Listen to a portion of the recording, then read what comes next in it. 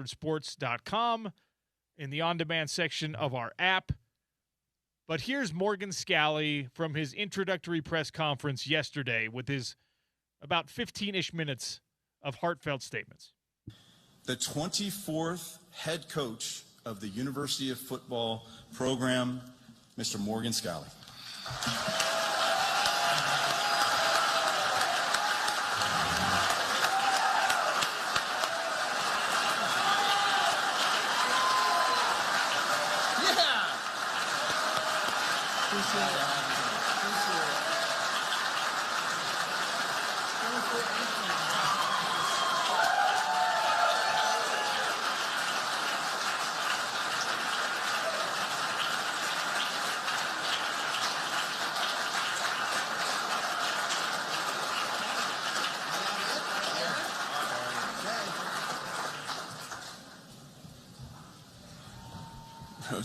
Two things I want to clear up.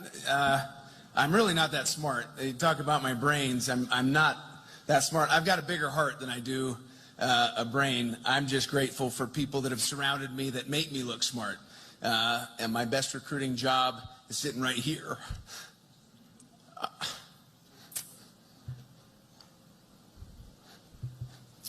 I'm a baby. You're going to see that today. I'm a baby. But man, our team's going to rip your face off. Okay?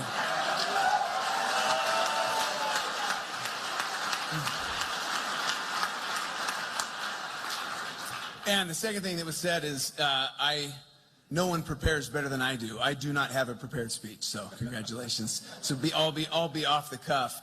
I am grateful to my Savior, Jesus Christ, not ashamed to say that, who sacrificed for me, has led me in this direction.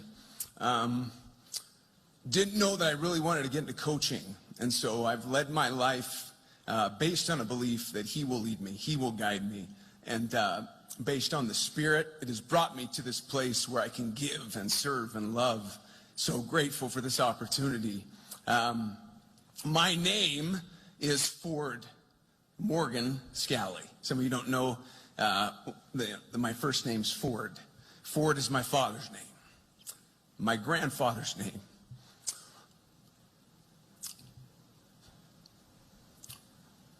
And I always wanted to play here because of my dad. Grew up, he played for Ray Nagel. You know, I was born in the Wayne Howard years. And Chuck Stobart after that, who I didn't really know I was too young, but once Fossil hit the ground, that's when I was coming to games, and I was running the tunnels, and I had my Little League jersey on so I could get in for free, okay? And I'm one of you. All of you that are sitting in here that went through the same thing, I'm a fan. I'm a Ute. Have been, forever will be. And when that time comes and I'm done, okay, someone else will step up. I understand that, okay? It's not about me. It's not about one person. It never will be, okay? It is about these guys.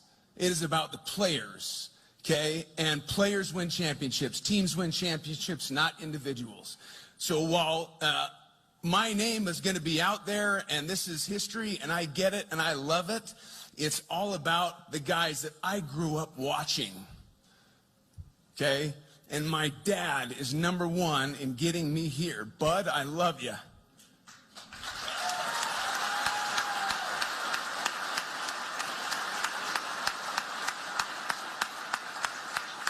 My middle name is Morgan. That is my mom's maiden name, Claudia Jean Morgan.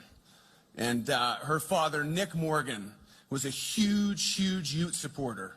Okay, as the bleacher quarterbacks that he started. I guess it was a forerunner for the Crimson Club. And my grandfather Nick passed away before I could even meet him. And so one of these days I will meet him, and he's watching right now. So Grandpa, I love you. Mom, thank you. Thank you for letting me do this. She didn't want me to play football. I don't know. I don't think you can do it. you know. Yeah, you were wrong. But you want to know where I get my crazy side? And you play it, Jono, the singing, the dancing, all that crazy crap I do, that's Claudia, okay? That's Claudia. And the combination of my family, you know, all Utes, so grateful for you and being there for me. And the ones that sacrifice the most right now that don't get to see Dad as much as they would like. Emma Jean, okay, Maddie, Andrew, love you guys. We're going to make this special. You got me? Okay, thank you for letting me do this. Okay, so grateful. Just had a family full of people that have helped me along the way and just forgiven me for all the crap I do, you know. And so this is my history. I'm a Ute, and I was recruited by a guy by the name of Ron McBride. I never thought I was going to get an offer to the University of Utah.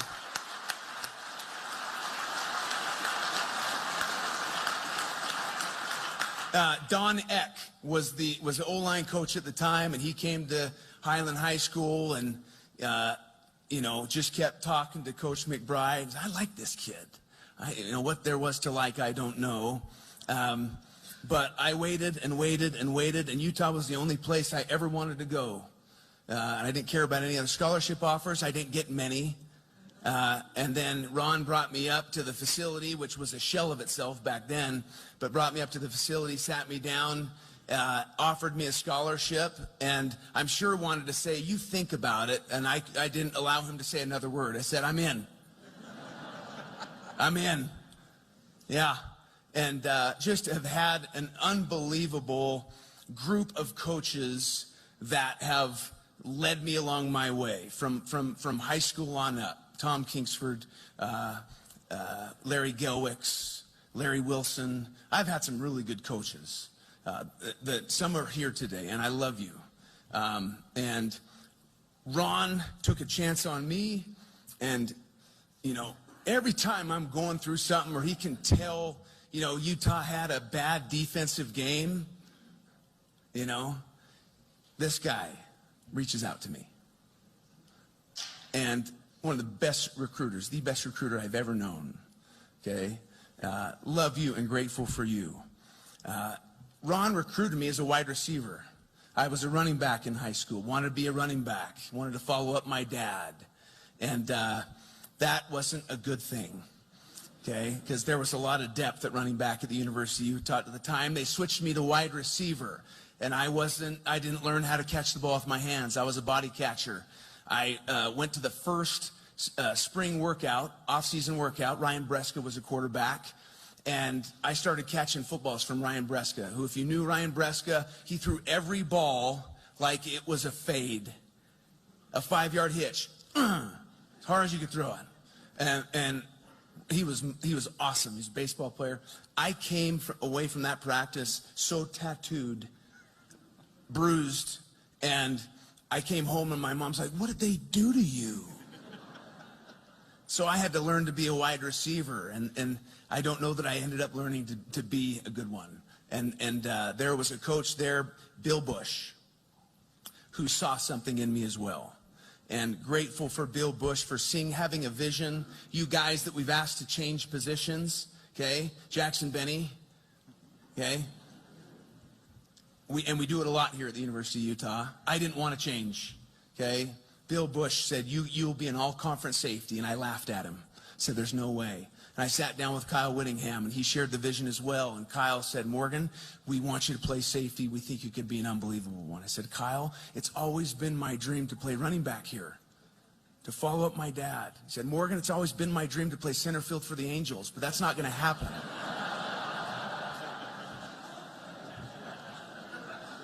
Fair enough. I wish I had made the change sooner, because I loved the safety position. Kyle Whittingham, Bill Bush allowed that to happen, made that happen, and Kyle Whittingham has given me chance after chance after chance for my entire career. I love Kyle Whittingham. And I know he's going to be successful wherever he goes. I know he's at Michigan. He's going to be amazing. I'm grateful for the chances he's taken on me, for mentoring me, tutoring me, breathing life into me when I didn't necessarily love football. And I was asked to change positions. So I've had great coaches that have helped me understand the beauty of this game. I don't believe at the end of my life God is going to ask me, Morgan, why didn't you score more touchdowns? You know, why didn't you win more games? He will ask me, how did you serve? How did you give? Did you love? Did you honor your wife and your family? Did you take care of them? Right? And so in the grand scheme of things, this game is very insignificant, but at the end of the day, it is a very significant school in what it has taught me about life and what it takes to be successful in life. There are many titles that you men will hold, and I know you know this by heart, don't you, Rabbit? Okay? And the number one title you will hold will never have anything to do with football. That title is father. And the goal here is to create great ones. We will teach them skill sets and mindsets in this game. And if the only skill sets we teach are how to become a better football player, we are failing them. Because at some point, no one cares about your 40 time. No one cares about how high you can jump. That skill set runs out. There are so many more things that we teach you guys, right, about what it takes to be successful in life that go beyond the game, the transferable. That's why I coach. Yes, I'm competitive. Yes, I want to win every game by 50. Yes, we're going to teach, and we're going to scheme, and we're going to be the most innovative and on the edge, on the cutting edge of being the best, okay? But we want you to become great men, great fathers. Don't we, Nate? My man.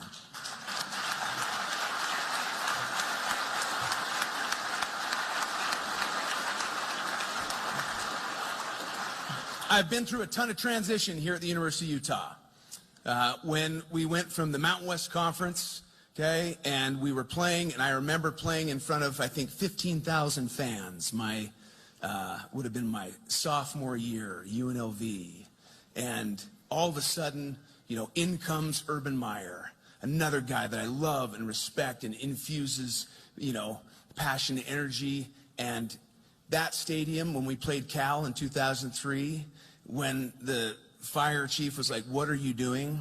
This is not right. It's illegal. Urban was like, I don't care. And kind of, it was amazing. I still, to this day, in that game, you had Alex Smith versus Aaron Rodgers. Okay? And the running back for Cal fumbled in that game. I picked it up, and Aaron Rodgers tackled me. That's my claim to fame. I have been tackled by a future Hall of Famer. The fact that he's still playing now, I don't get it. I don't get how he does it. But watching him try and escape outside the other day, I was like, okay, yeah, you can't do it. Bless his heart. He can throw, though, can he? And all of a sudden, the passion and energy for football. And you saw that, you know, we go to the Fiesta Bowl, and all of a sudden, Kyle takes over, and, you know, he does his thing. He puts his own stamp on the program. The Sugar Bowl, that was my first year as a full-time coach in 2008. We went undefeated. I'm like, this is easy. Man, being a coach. And grateful for Derek Odom, our new safeties coach. Had Derek not left the program, I would not be here because I took over for the safety spot. And my wife was like, you've got your business degree. Okay, figure it out. And so anyway, great. Thank you, Derek, for leaving. That's why I'm bringing you back, my man. You're a stud. And then the transition into the Pac-12, and it just has gotten better and better and better. And the goal now is playing in January and getting the national championship. And I'm not ashamed to say that. We can do it here at the University of Utah.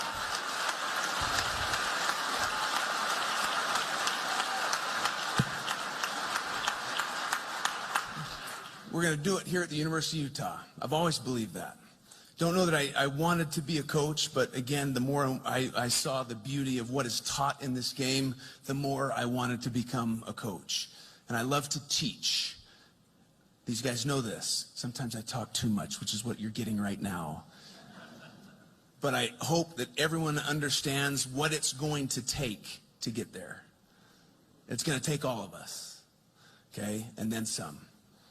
Grateful for young men that buy in, that want to be a part of a legacy, right? That want to do this and do it the right way. We are going to be smash mouth. We're going to score, and we're going to play great defense. And I can't wait to get this thing going. I've already done a press conference, by the way. I don't know. This is like number 2. I feel like Costanza, we went 1-0. I was like, should I just go out like on top? George Costanza, that whole thing. But anyway, to the donors, to the boosters, to the people that have believed in me, Spence Checketts, man, thank you for your belief in me. The Board of Regents, thank you for your belief in me. And I'm going to pour everything I have into this program and make you proud.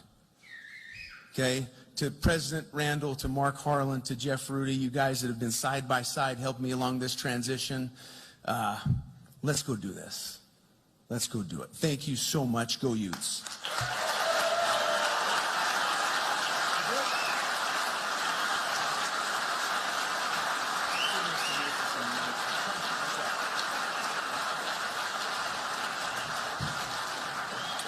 Morgan Scalley, your new head football coach at the University of Utah, mixed in a lot of emotion, a lot of humor. Once you got to the Q&A, a little bit more specific on the plans for how he wants to do things, not just what he wants to do. And, of course, like every coach, he wants to win a bunch of games. He wants to compete for national championships. And he wants the fan base, the booster base, everyone to believe that that's possible at the University of Utah. Look, I love Morgan Scalley. I've been very transparent about that for years here on the show. You saw again yesterday why people love Morgan so much, because he does his very, very best to not ever forget the little guy. He's the head coach of his dream university, the place where he went as a child to games, the place where he played, the place where he cut his teeth as a coach, and now the place where he is the head coach. And he wanted to make sure that he thanked everyone who helped him along the way. And yes, there were thousands of names that were left out, but he made sure he brought up as many as he could. And he paid homage to Ron McBride, to Urban Meyer, to Kyle Whittingham, who maybe after today might be the last day. I put a tweet out about this. Today might be the last day you hear me mention Kyle Whittingham's name until football season begins again. We might give him the Voldemort treatment here on the Sean O'Connell Show. He who shall not be named. He's a very powerful wizard who now is not doing things to help out the University of Utah.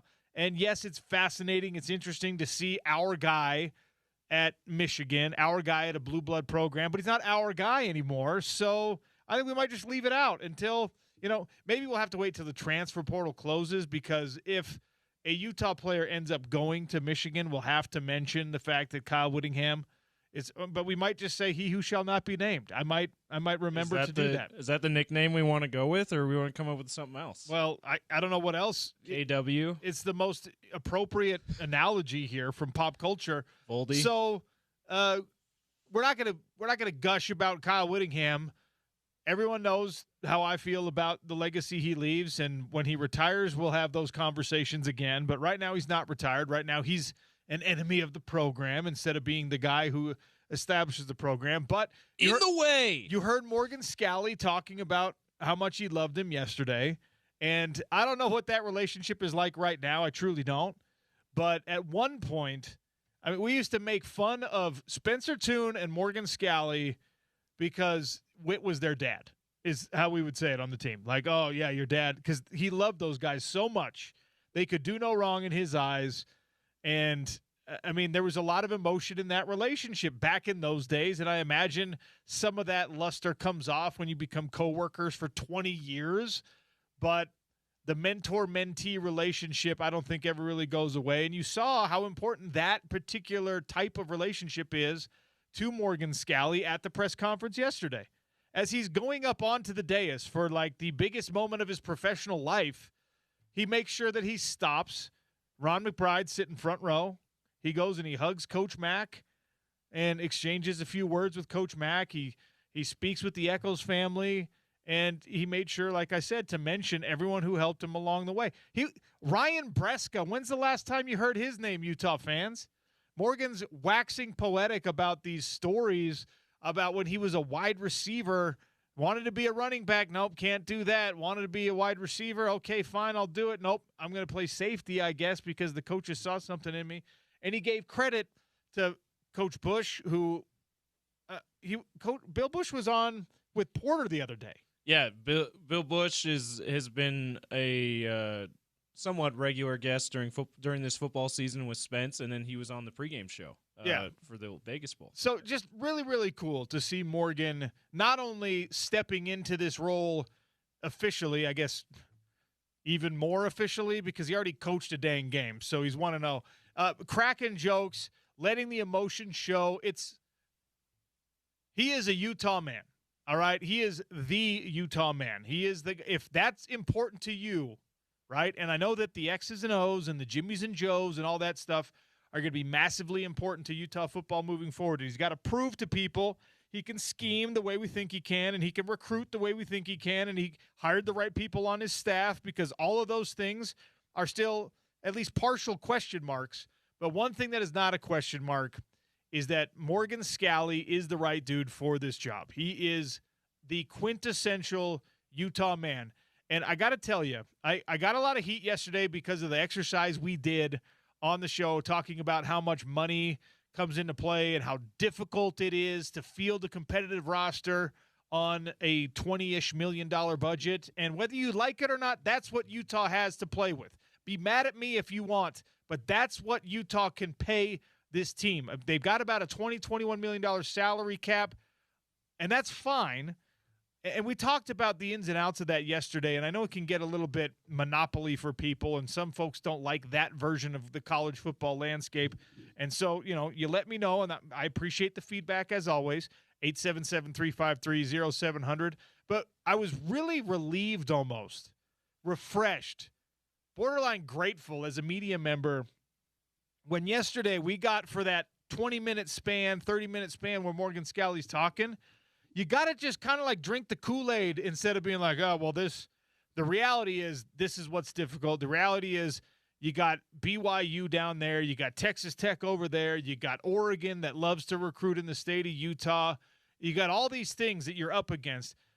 For a brief, blessed half an hour, you were just focused on Morgan Scalley and the idealism and the confidence and the optimism of what that guy thinks Utah football can be. And he wants to build it in his image. And, of course, in his image is like a conglomerate.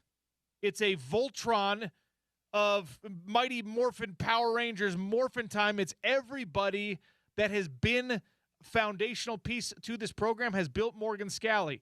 The sculptors of Morgan Scalley are the sculptors of modern-day Utah football. There's no disconnect between those two things. Ron McBride had his influence. Urban Meyer had his influence. Kyle Whittingham had probably the greatest influence. Wait, what? I thought we weren't saying his name anymore. No, after today. Oh, okay, after today. After today. I already said it today. Gotcha.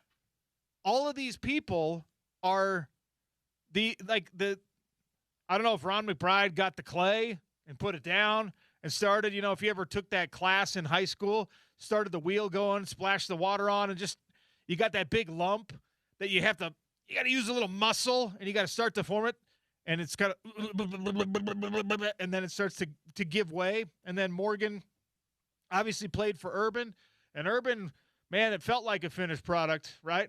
Urban's shaping that clay into this beautiful vase or a bowl. You get a little fluting and whatever else. Just like, holy cow, look at this. And then, of course, Morgan Scalley, done as a player, has experienced those heavy influences. And during that time, Witt, of course, was his coordinator. And arguably, I think inarguably actually, had an even greater influence on him. And then that's who you go work for 20 years. So the people that created what you know of Utah football, the thing you're proud of about Utah football, those people also created Morgan Scalley. And Morgan Scalley now gets his turn to give us his version of Utah football. And you could see yesterday how much it means to him. You could see how grateful he was for it. And I was so happy to at least, I probably was putting the crimson goggles on because we're in that room and there's balloons everywhere and everyone's wearing a Ute shirt. But when he says, look, man, we're going to do the culture thing. And if somebody wants to leave, he was transparent about it. So refreshing. Again, he's like, does it hurt when a good football player wants to leave, enters a transfer portal? He's talking about John Henry Daly. He's talking about Smith Snowden. He's talking about Don Saunders, who announced he's going into the transfer portal today. He says, yeah, it sucks, especially when you've poured into those young men. But, and this is the most important part, when he says but, it wipes away all of the money stuff, all of the, I don't know how many reps you're going to get stuff, all of the, but this team also wants you stuff. But I want to win with guys who want to be here. And will that be smooth and pretty? Will that be a seamless transition? No, hell no. But guess what? Morgan Scalley is going to do it his way, and he's going to do it the way that Ron and Urban and Kyle did it with his own flavor. You don't have to abandon all of this 3-decade building process that you've watched. If they had hired from outside the building, I'd be like, man, what do we know about this guy? And I'm sure that person would have come in and would have won the press conference too. Would have said all the right things. We're going to be physical. All right? We want people who want to be here. But I'd have been skeptical. I'd have been, I don't know, does this person really know what he's getting himself into? With Morgan Scalley, we know that he knows exactly what he's getting himself into. He knows in intimate detail the difficulties, the benefits, the blessings of this job, and he embraces all of them. Nobody better equipped. I'm excited for it. The support is there. After the press conference concluded, they had a little reception upstairs for the big-time boosters. Morgan had a brief word with them. Mark Harlan had a brief word with them. And the enthusiasm in that room, the eagerness in that room, the buy-in in that room is just as important as the one that we saw from Morgan, from his staff, from the players that were at his introductory press conference. Those people who unfortunately have way too much influence and power right now in college football, those people are excited that Morgan Scalley is the head coach. And that's something for all of us to be optimistic about, excited about as Utah football followers. Maybe we'll have time today to get to more of the Q&A sound, whatever. But wanted to make sure if you hadn't heard Morgan live yesterday, if you hadn't heard any replays, that you heard it right here on your home of the Utes. Your new head coach, Morgan Scalley, he did not win the press conference. He did like a 77-0 victory over whatever press conference goblins can be out there. He had everyone laughing. He had everyone crying. He had everyone wanting to run through a wall. He checked every possible box you could for the gathered media, for the boosters, for the supporters, for the longtime fans, for the folks who were sitting back skeptical and saying, I don't know, is he really going to play the kind of football I want? He checked every dang box.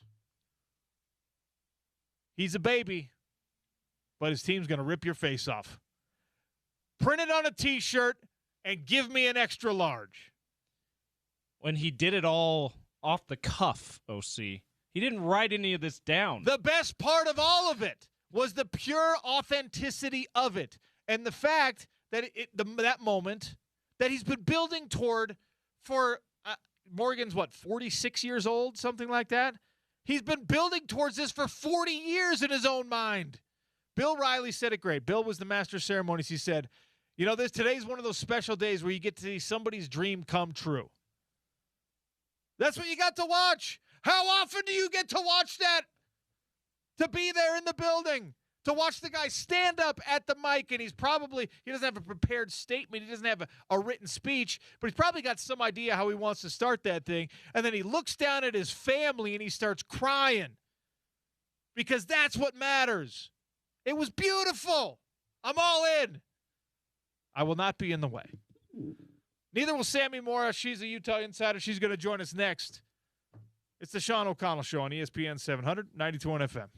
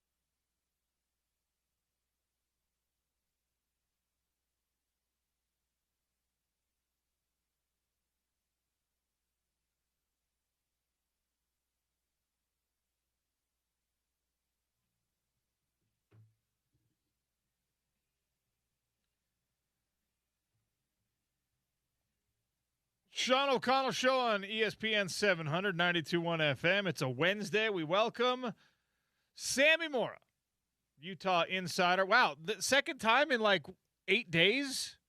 Sammy, welcome back to the show. How are you? I'm good, OC. How are you? What a great pleasure to have you on again. Saw you up at the press conference because you're one of the hardworking folks who are close to all things Utah. For Morgan Scalley to sit down, unscripted, give us 15 minutes of very heartfelt, off-the-cuff comments. What was the thing that stuck out most for you, or you walked away from that press conference and couldn't stop thinking about? I think just with the way that Morgan approached everything, I know, like, he even said, like, the reason why he didn't have a pre-written speech is because of everything that's been going on, you know. Building an entire coaching staff out in, 4 or 5 days for him. He put in work in the transfer portal that morning. There was 3 commitments that came down, roster retention. You know, I think the biggest thing for me is I think, you know, Utah fans should be happy and should be excited to have someone who has dreamed about this his entire life to be the head coach at Utah, to finally be in that role. I mean, you know, the passion that he spoke about, you know, his days growing up at Rice Stadium, and the way that he talked about working with Urban, working with Kyle, playing under all of them, all those types of things. Like, I think that's the big thing for me. And I even said on UZone.com, I said that there were so many things that I could have written about from that press conference, but the three that stood out to me the most were physicality, innovation, and family. I think that's the three things that I came away with, plus the iconic quote of "I'm a baby, but our team's going to rip your face off," or however he phrased it. Like, I think that there was just so much that you could take from Morgan's press conference. I feel like there was something for almost every single Utah fan in that presser. So we've decided we're gonna give Whit the Voldemort treatment on this show after today because we talk about him too much and he gone, so we just need to let him be gone. But I think part of the reason why that felt so interesting was how different it was from when Kyle Whittingham sat down in front of a microphone and talked. Like Morgan, it was. I mean, he kept going. He would volunteer information that nobody asked for. And I know that won't stay forever as he's the head coach, but he was completely unfiltered and unguarded in that situation. And unfortunately, that communication style was the trademark of Kyle Whittingham. He wasn't going to give you anything more than you absolutely ripped out of him. So is that part of the reason why it felt like such a breath of fresh air in your mind?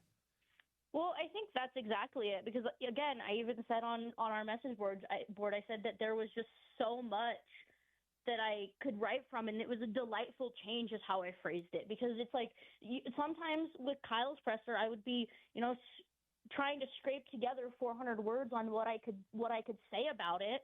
But with Morgan, I wrote 800 words, no problem, talking about this press conference. And I like you said, like things can change and stuff. But I think that it really does show that there's a new command on the Hill, and there's a new commander-in-chief is how I'm going to put it. And, I think that things are going to be different. It's going to be interesting to see how things happen. I did get a little smile and chuckle out of Bill Riley at the end saying, "Okay, Morgan, open up spring practices. We'd love to see you," because I think that's something else that like a lot of fans have been asking. And I think that, it's going to be interesting to see how things go. But, it did feel like a breath of fresh air. And I left feeling like I was going to run through a wall for Morgan. And I have never put on a pair of pads in my life, and I have no intention to because I am 5'2". So. Hey, you know what? There's a spot for everyone. You could kick, I'm sure. Sammy Moore. I played soccer. I can punt a football. I've punted. I there can you do go. Stuff like that. That's something I can't do. So you're ahead of the game. All right. So trying to get into more of the details of, besides just the overall sentiment and the feeling, which he won everybody in that room over, even if they were all there to support him. Anyone who is kind of like on the fence no longer can be after, his statements. But then open it up to questions, and people were asking, I think, some of the right things about like, well, what about these transfer portal situations? And what about the actual X's and O's? What about your team identity? Did anything stand out for you there? You already said the innovation. What do you think that really looks like? Well, I think that, the thing that stood out was, I know there was a lot of concern and question about Kevin McGivern when he got hired on, Saturday? I know there was people like, well, he's from Utah State. Like, what the heck? Why are we doing this? Like, this isn't a home run hire, all these things. But Morgan's saying, like, if you actually watch the film, like, and if you actually understand football, you'll see that what Kevin does is very, very innovative, and it's very hard for defenses to scheme against. And the thing is I think that I know this is like a sweeping statement, but like the fact that Morgan also said that he had a hand in Jason Beck's hire and confirmed that, I think is also really, really important because it shows that like Morgan knows, as a former defensive coordinator, Morgan knows what is hard to scheme against for an offense. He sitting in the coach's room, he watches Jason Beck's offense and you see all the motions and you see everything that's moving. You don't know what you need to focus on defending because of how complicated it is. And I think that him saying that McGivern's kind of the same way, I think should be very encouraging for Utah fans. And I think it was really great to hear more than just his statement that we had in his press release about it, that we actually heard him say about how innovative McGivern is and how different this offense is, but how similar it's going to be to what we saw last year. Another interesting thing for me, and I think Morgan alluded to this, but players that were in attendance and some of the other people that were around, there was a conversation about how involved everyone stayed through this transition. How, Morgan's not the type of guy that needs to ask permission for anything, but how many folks he bent their ear and he asked what they thought about this particular thing. Like players included. Hey, what do you think of this guy? Hey, what do you think of running this type of system? Hey, do you want somebody who's like Beck? Do you want somebody who's totally different? I don't know how much you can continue to put that into practice when you're in charge of every decision, but the fact that he's crowdsourcing some of those important things, even in such a hectic time, I thought was really interesting. Well, also, I think that I've heard a lot that Morgan is going to be a player's coach. And I think that, bouncing things off of everybody like we heard yesterday, I think that that's proving that he is a player's coach, In today's world of college football and how things can change on a dime with the portal and stuff like that, I think you need to have a coach who is willing to, hear feedback from his players. I know that's probably not a popular opinion, but I think it's important to a certain extent, And so I think that having, he talked about Dev, he talked about Bird, he talked about JJ, he talked about Wayshawn, he talked about Bray, he talked about all of these key pieces on the offense. I think that that's, important because at the end of the day, what is a signal caller if they don't have players that can fill the roles that they need? And Utah has those players, and so I think that was a big thing. I think it's further insinuating that Morgan is a player's coach, and I think that there's going to be a whole different vibe on the Hill now. It's safe to say the amount of former players and former coaches and former everything that was at that press conference yesterday. I think there's going to be a lot more people on the Hill that we might not have seen in the last few years. So I think that's also something that needs to be acknowledged that Morgan's going to bring. Like he's reinvigorating that family culture of once a Ute, always a Ute. The fact that Morgan mentioned Devin Dampier and Bird Ficklin by name in his introductory press conference could be seen a lot of different ways. Is there anything that you read into that? I mean, it's hard. Like, the thing is like, we've all heard certain things about both of them. And I think that he's, planning to Bird already signed his deal. And I know with the whole Damon Williams thing, now people are like, see, kids can get out of their contracts and stuff. But Bird's doing a meet and greet on Saturday. I don't see him doing a meet and greet and then meeting a bunch of Utah fans and helping build that Utah culture and then immediately going into the portal. Devin, he's been a little bit quiet, but I know that, Morgan said post-game, I think it was with Bill, that Devin has been dealing with a groin injury. Like, he's probably recovering from that and stuff. So there's a lot of things. There's a lot of reasons why we haven't heard from guys. But at the end of the day, I'm not putting too much stock into anything right now in terms of guys leaving and stuff, because my thing is if they really weren't happy with the hires that were in place, why didn't they hit the portal the second that the hires were announced? Or even before, if they saw writing on the wall. I mean, a lot of people were making their intentions known before the transfer portal was immediately open. And I'm with you. And I suggested that on the show yesterday, like, hey, I mean, all of this uncertainty that we think that you're dealing with new coaches, somewhat unproven coaches in certain spots, that the people most affected by that, the players, their actions make it look like they're pretty confident it's all going to work out. Well, yeah, and literally as we're having this conversation, Wayshawn Parker just announced on his Instagram that he re-signed with Utah. So there's one thing that's been one looming decision that has been checked off, the checklist for Morgan. And, getting way back is massive. He's 12 yards away from a 1,000-yard season. Him and Atuaya are so close, and that's important. That's an important relationship that doesn't get talked about enough. And so, locking in running back one, that kind of means that, more dominoes should be falling soon. But it's going to be really interesting, and I'm excited. I'm excited to see how things are going to translate in the next couple of days.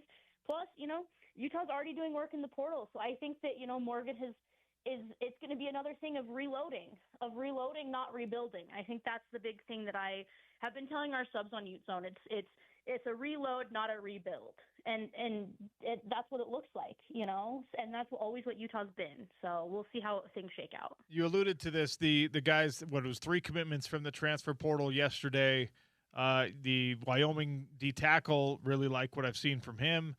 You got a guy from North Texas. Who are you most intrigued by from the 3 new additions out of the portal yesterday? I'm gonna get OC. It's me and my cop-out answers. I'm gonna go with both Ethan Day, the defensive end from North Texas, and Lucas Samsula, the defensive tackle from Wyoming. Day really broke out last year for North Texas, and we all know North Texas was, right in those conversations for playoffs. He broke out.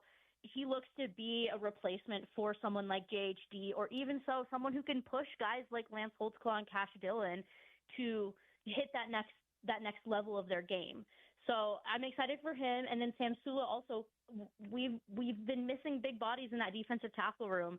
He's 6'4", 306. That's a big space eater. He didn't have a lot of stats this year at Wyoming, but if you go back and watch the Utah and Wyoming game last year, he has a very, very, very high motor. And I think that's what this defensive tackle room needed. You needed someone who was going to eat up space, and you needed somebody who was going to have that high motor on the tackle. Kind of like Aliki. Aliki had that high motor, and he also was eating up space, and he was eating up blocks.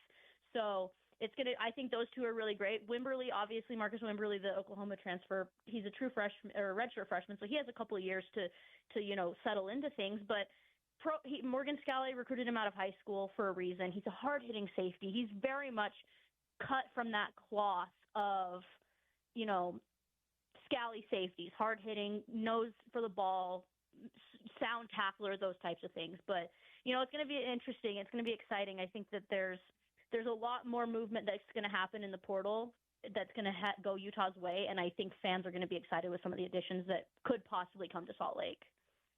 Will we get to watch more of practice now that Morgan Scally is the head coach? I hope so, OC. I really, really, really hope so. I miss the days of watching practice. To be fair, when I first started covering Utah, it was 2019, and I was a student up at the U, so there still wasn't a lot of access. But, I born and raised here. I've went to many a fair share of Utah practices when I was little, back in, the Jordan Wynn era. I remember going to practice on Saturdays, going to scrimmages during spring. So it's there's a lot of good in it. And even if you want to turn it into a, NIL rev share type thing, charge fans $5 to come watch a scrimmage. There are so many football sickos out here in Utah that would spend the $5 to go watch the scrimmage on a random Saturday in April. I have been saying the same thing for years. You want to limit your access but maximize your revenue? Fine. Put up a paywall and let people watch practice. Yep. You're not giving away any secrets. You're not. I'm sorry. Every NFL practice is open to the public. Their whole training camp you can go watch. You're not going to give away any secrets. There are no secrets in the business. They're watching your film, okay? Anyway, I think we do get more access. I'm keeping my fingers crossed for it. I will be seeing you around. I will be seeing you soon. We'll be calling you again after the transfer portal closes and we have a real picture of what the roster looks like heading into spring, all right? All right. Thanks, OC. Sammy Mora, managing editor over at Ute Zone. She's great at the job, as are most of the folks on that Utah beat. Saw him up there at the presser yesterday. And even hey, James, just so you know, even some of our Utah insiders were like, what the heck are you doing with this money thing, man? You got that number wrong. It's okay. All right, I got that. So I was wrong on the running back number. But, hey, the most important thing that we just learned, Wayshawn Parker on his own socials said he's a Utah man moving forward. That's great news. Let's go. And also, so you mean we were wrong when we were completely guessing? Why are you being so wrong about that? When we were clearly stating that we were basing our hypotheticals on an article proposed by The Athletic. It had nothing to do with anything the University of Utah says. Of course, we were a little bit wrong, okay? We're okay with that. Sean O'Connell Show on ESPN 791 FM. All right, I got a question for you out there. I put a poll question up about this at Real OC Sports if you want to vote on it. How would you like Utah to handle players who sign a contract with the Utes and then maybe decide, no, I want to do something else? This is happening for the University of Washington right now, and it is one of the big stories in the country at the moment. How would you like to see the Utes handle this? We'll discuss that next on the Sean O'Connell Show, ESPN 700 and 92.1 FM.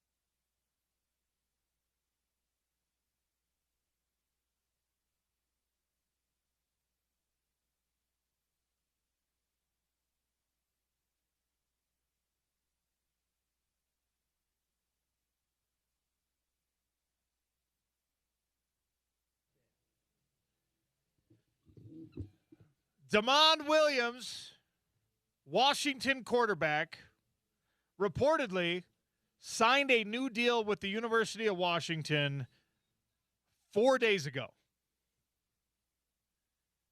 A deal that we're being told is somewhere near the top of the quarterback market. We talked a lot about what the top of the quarterback market is yesterday.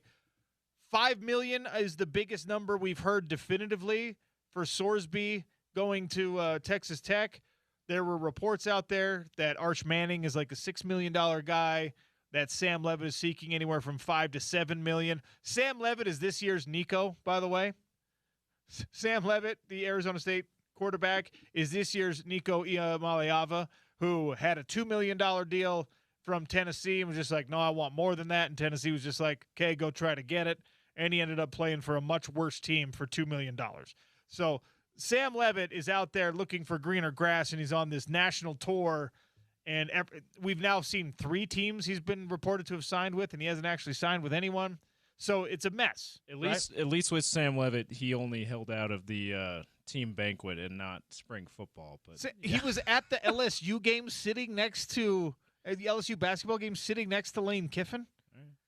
Like, unless that's an AI photo. Lane Kiffin, you mean? Lane Kiffin. I love what's happening to Lane Kiffin. By the way, we haven't really gotten deep into it, but Lane Kiffin is losing more players than he's getting to follow him to LSU. You hate to see it for that guy. Also, even though he still is financially benefiting from the success that Ole Miss has, it's got to be a tough perception thing to see, hey, yeah, this team doesn't need you. They're on the doorstep of the national championship game without you. Anyway, moving on. So this Damon Williams story has like so many wrinkles to it, and some of them are really, really unfortunate. One, obviously, you sign a deal with the team, and then 5 days later, you're like, no, I'm in the transfer portal with a do not contact tag, which usually means what? It usually means you've got a destination. You've got a destination in mind. You got a deal in place, and a lot of people are pointing LSU as that for Damon Williams. I don't know how much money it is. Let's say that it's $3-4 million, right? And then somebody comes and says, well, we'll give you more than that. How enforceable are these contracts? We have no idea what the language of the contract looks like. I'm not going to pretend I know what it looks like. But how would you want Utah to handle this, right? We just heard Wayshawn Parker. We'll use him as a hypothetical. Although I'm not putting any evil out there into the world. This is purely a hypothetical. Wayshawn Parker re-signs at Utah, right? Announces it on his social media. A Utah man am I. We're all very happy about it. He was the bell cow back at the end of the year. He'll start this next season as the bell cow back. Whatever money he's getting, he deserves it, okay? Let's say that somebody comes along, that Lane Kiffin calls him like he did Racine Gilroy and says, hey, I'll give you more. And Wayshawn Parker says, all right, I'm in the transfer portal now. How do you want Utah to handle that? Knowing what we just heard from Morgan Scalley about we only want people who want to be here, we want people with buy-in, things like that. But this is a business transaction now as much as it is a principal type thing. And Washington reportedly plans on enforcing the contract. So my question on Twitter is, would you like Utah to just let a player go after re-signing, charge them a fine, assuming you could legally do so in their contract? Oh, you're leaving after you re-sign with us? Okay, 20% of that has to come back to us. 50% of that has to come back to us. 100% has to come back to us. There's a buyout. You might have to start putting those into these NIL deals. You got revenue share from us? Oh, okay. You want to leave after you signed? There's a buyout. Yeah, it's 100% buyout. Certainly the rev share, you think that they probably could do something like that. And look, I don't know. I'm not a sports attorney right now. How would you want the team to handle it, though? Because you could also do what other teams have tried to do and just, no, you got to stay. We'll repair this relationship. We've seen this in the NFL.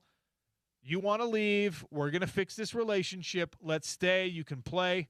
In college football, you probably don't want somebody who doesn't want to be there, especially a freaking quarterback like Damon Williams. If he wants to go, Washington kind of has to let him go. But what can they get back for him? What can they get in return? I don't know. I truly don't. And it sucks to see any team in that type of situation and a fan base that's like, oh, man, we got our guy, and he's a good player. He's a really good player.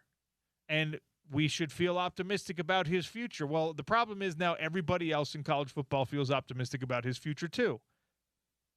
And the tampering is unabashed. The tomfoolery is unashamed. And coaches, especially a Lane Kiffin type, is just like, what's the NCAA going to do to me? Shut up. Come on over here. I'm scared of Jed Fish in Washington? No, I'm not even scared of my own wife. I'm scared of anything. He's like, come over here and play.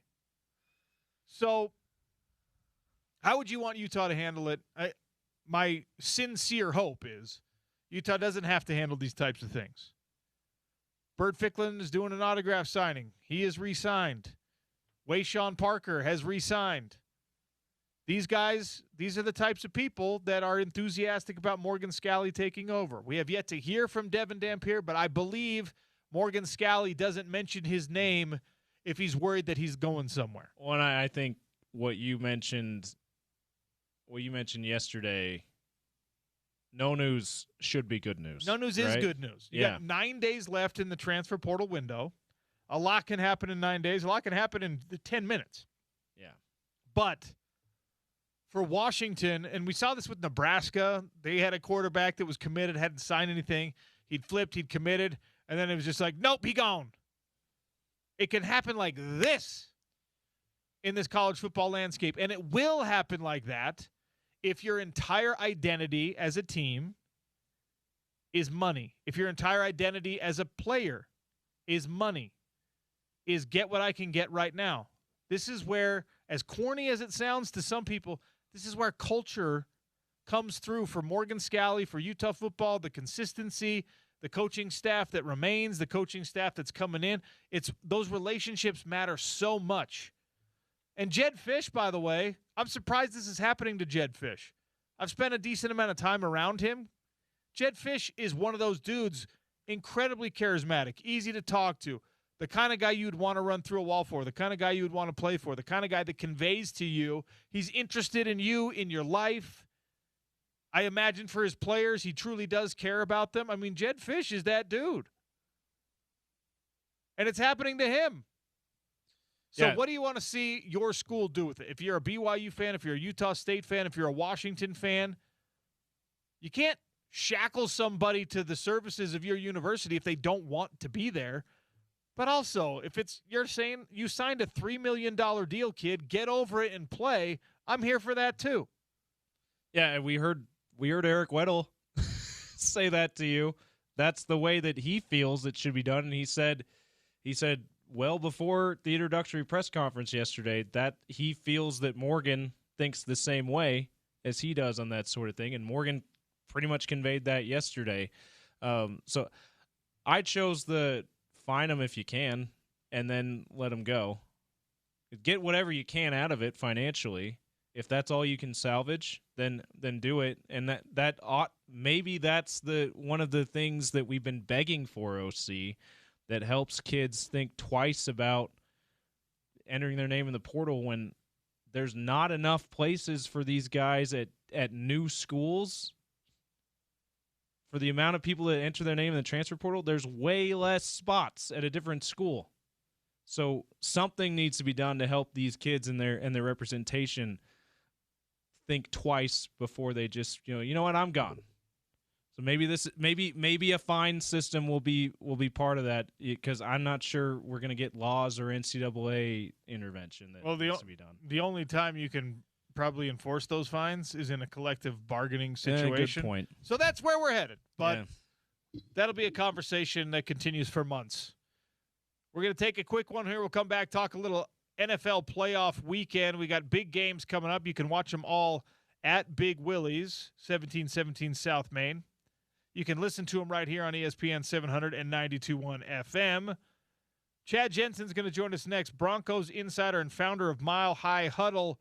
The Broncos, they get a Ute back just in time for the playoffs. We'll talk about it next on the Sean O'Connell Show, ESPN 700, 92.1 FM.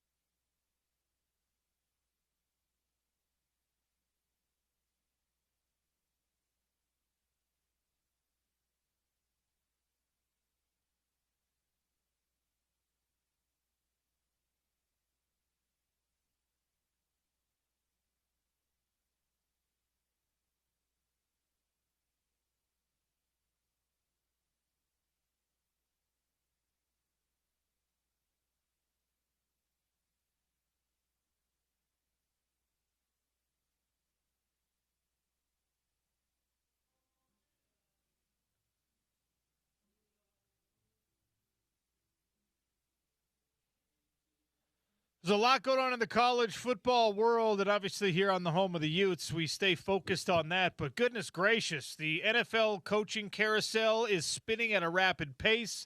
You got playoff games this weekend that you can hear right here on ESPN 700 and 92.1 FM. And the de facto home market for a lot of people here, most of you are Broncos fans. I think the Broncos have the largest chunk of NFL fans in the state of Utah.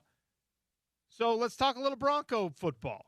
Chad Jensen, founder of Mile High Huddle and former Utah resident, joins us right here on the Sean O'Connell Show. Chad, welcome. How are you? Doing great. How are you, Sean? Thanks for having me, buddy. Yeah, appreciate you giving us some time. This Broncos team has been fascinating this year and really last year as well, but especially this year. Are you surprised at how quickly the Bo Nix thing has worked out and how well this team has come together in the 2025-2026 season? Man, I think anybody who says otherwise would be lying to you. I mean, I was excited about Bo Nix. I was one of those guys that didn't understand some of the shade on Nix coming out of Oregon in 2024. But I figured about where they are today would be something like year 3 at best, probably year 4 of the Sean Payton Bo Nix thing. So they've outkicked the coverage. You know, Sean Payton figured out a way to microwave this thing. And Bo Nix is a big reason for that. But it's actually pretty crazy too, Sean, when you realize that Sean Payton has achieved this while managing the biggest dead cap hit in the history of the NFL over the last 2 years with that Russell Wilson contract. That was $85 million the Broncos could not spend on players that their opponents could. So, yeah, they're ahead of schedule, most definitely. That's pretty insane. This is a very Utah-specific question. I'm sure you're doing a lot of these hits around the country. A lot of people are not going to ask you about Corene Reed, but we are because he's a former Ute and he's activated off the IR. Do you expect that he'll be used heavily as we get into these playoffs?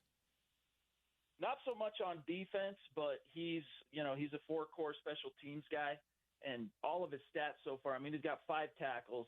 Remember, he's missed the last many games, but he's got 5 tackles this season, all of them on special teams.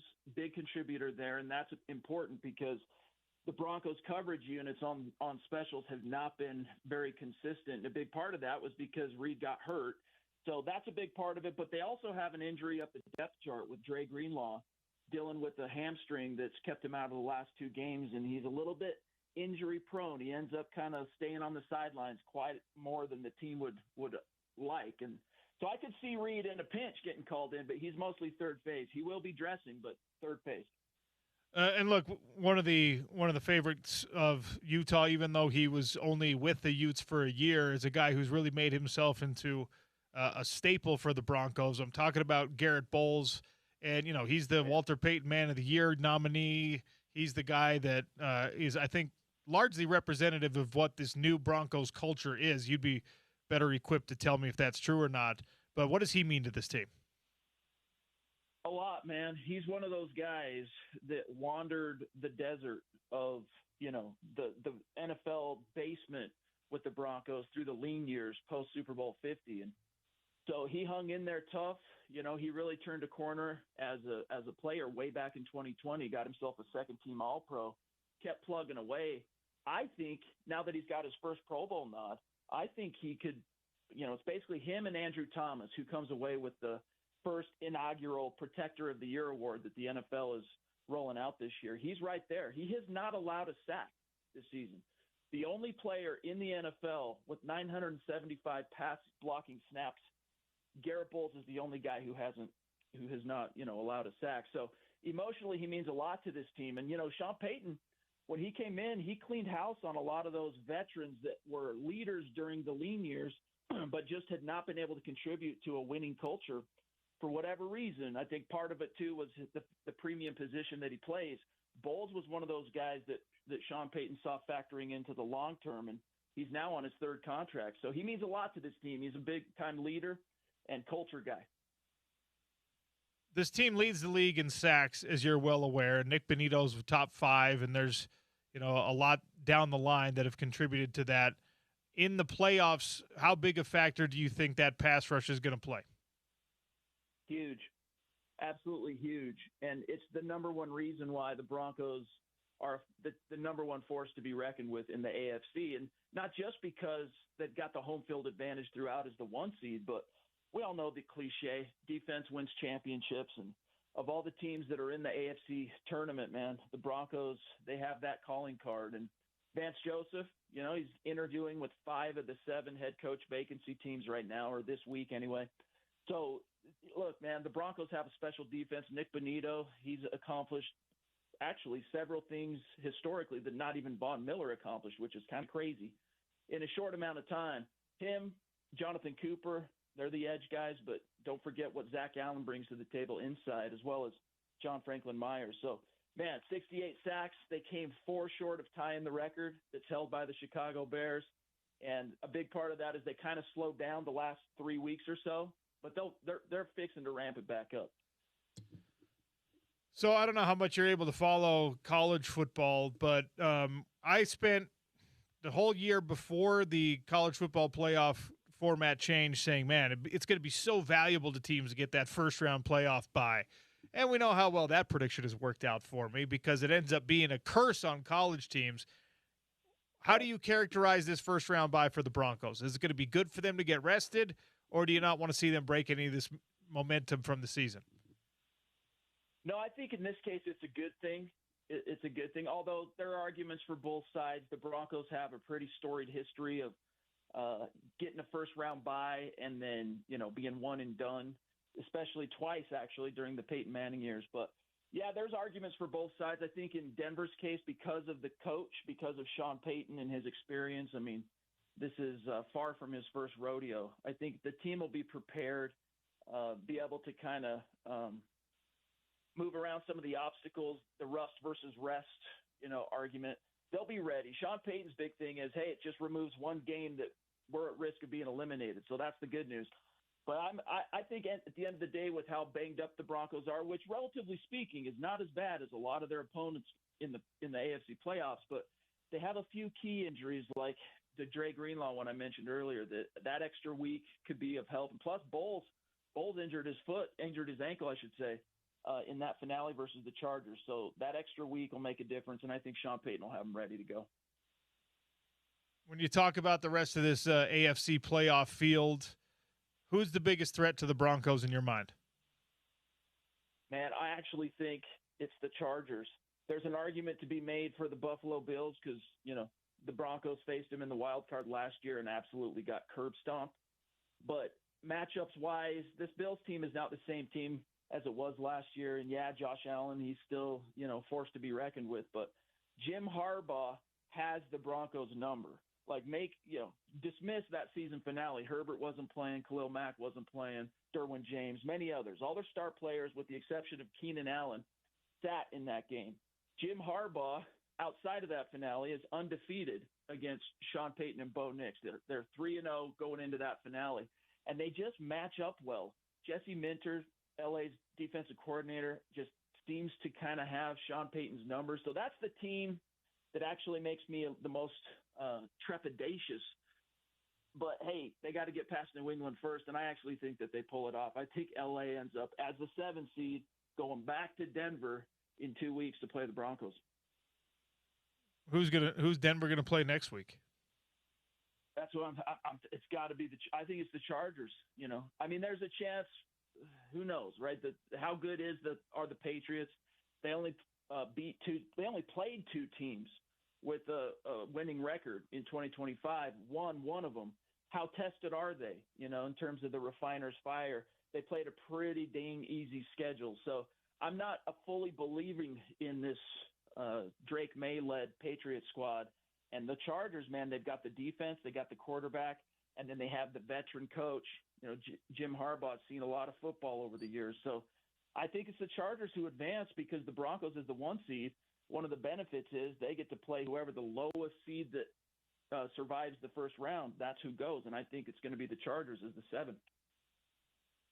All right, help me out with the rest of these AFC games. Steelers, Texans, who comes out of that one? Houston, that defense is maybe even scarier than Denver's. Jags, Bills. This is a toughie. this is a toughie because the Jags, they got something special cooking there, but Josh Allen, does he still have the magic? We'll find out. I'm going to take the Jags, though, because I saw them up close in Week 16 against the Broncos, and they are a force to be reckoned with. And then you think it'll be the Chargers over the 2-seed Patriots, which would set up that Broncos matchup 1 versus 7 heading on January 17th. Interesting. From that's my gut for now, but we'll see. Yeah, from an expectation standpoint, I've been through the Niners lean years, and then, hey, the Niners are back. And you remember the first couple of years where your team's back in a playoff conversation, and it's like, all right, cool. It's good to be back in the playoffs, but we're just going to be happy with that for now. And then maybe next year will be our year. Maybe the year after that will be our year. Where are Broncos fans feeling right now? And what does this Broncos team think about their own possibilities to be in the Super Bowl? Well, the team, Sean Payton, made waves in the summertime, deciding to go public with saying that this is one of what I think he said 4 or 5 teams he's coached all time where before the season he felt like this could be a Super Bowl champion team. And he went public with that. And the Broncos have had to live up to that. And so far they have, 11 straight wins during the regular season, the 1 seed. So the team's expectations are Super Bowl or bust, especially now that they won the 1 seed, home field throughout.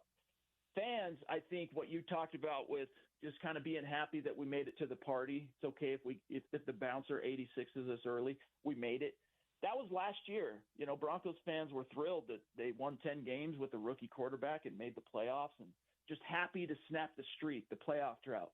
But this season, man, it has so many strange parallels with the 2015 world champion Broncos, and combined with this team, this fan base is relatively kind of snooty high standards. And I say that in the best sense. Broncos fans have been very spoiled over the years. Let's face it, right? Like you go from Elway to even that one Tim Tebow year, Wild, Peyton Manning.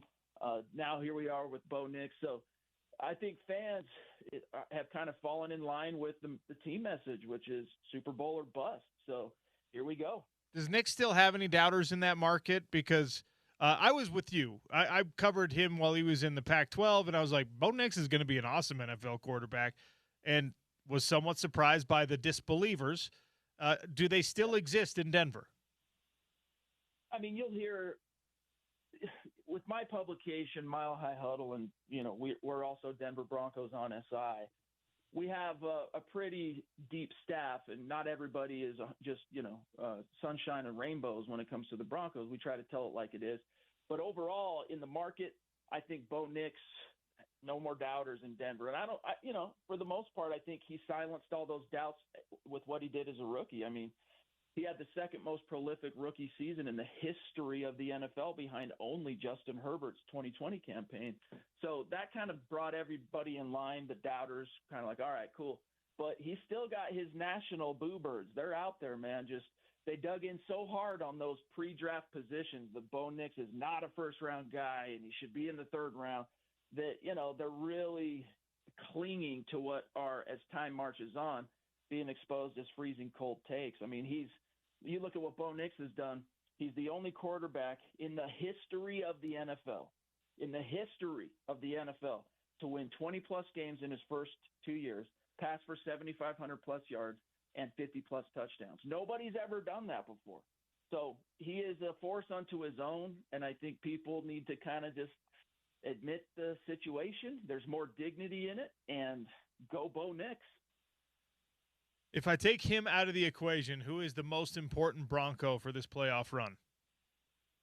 Ooh, that's a great question. Man, that's a toughie. I'm going to say Nick Bonito. It's a toss-up, but I won't. I would say Nick Bonito, 1A, Pat Surtain, 1B. All right. The pass rush and the pass defense go hand in hand, the coverage. But the Broncos need that league-leading pass rush to be the tip of the spear. Because, look, as flowery as I just was about Bo Nix, these last 3 weeks from Week 16 on, the offense has kind of been in a little bit of a rut, and the defense has had to kind of carry the way. I don't know. It's hard to put your finger on exactly what's going on. A lot of people think that Sean Payton, once they clinched the playoffs and had pretty much control of the AFC West and really good run at the 1 seed that he kind of took his foot off the gas and he's not trying to show too much to the NFL. But I'm like, you guys remember we're like many months into the regular season, right? Like he's already shown everything pretty much there is to show. But it's been in the offense a little bit of a funk, so they need that defense out there rip-roaring, putting pressure on. Sean Payton's big emphasis coming into the playoffs is takeaways. And the Broncos, that's the one thing defensively that was missing from the resume is they came one takeaway away from having the lowest number of takeaways by any Broncos defense in the history of the Denver Broncos, one takeaway away. But they're trying to turn that around, and I think the first step to that is pressure on that quarterback staying consistent because that's where the mistakes are made, and that's where the ball can get loosey-goosey. So I'm going to say Nick Bonito. I like it. I like what he's done. Even I'm not a Broncos guy. I'm a Niners guy, but it's cool to see the professional football fans here in Salt Lake City having something to cheer for because the Broncos are kind of a local team. The Seahawks, is to my chagrin, are kind of a local team. The Niners, my Niners. All these teams in the playoffs. So NFL interest at back at an all-time high maybe.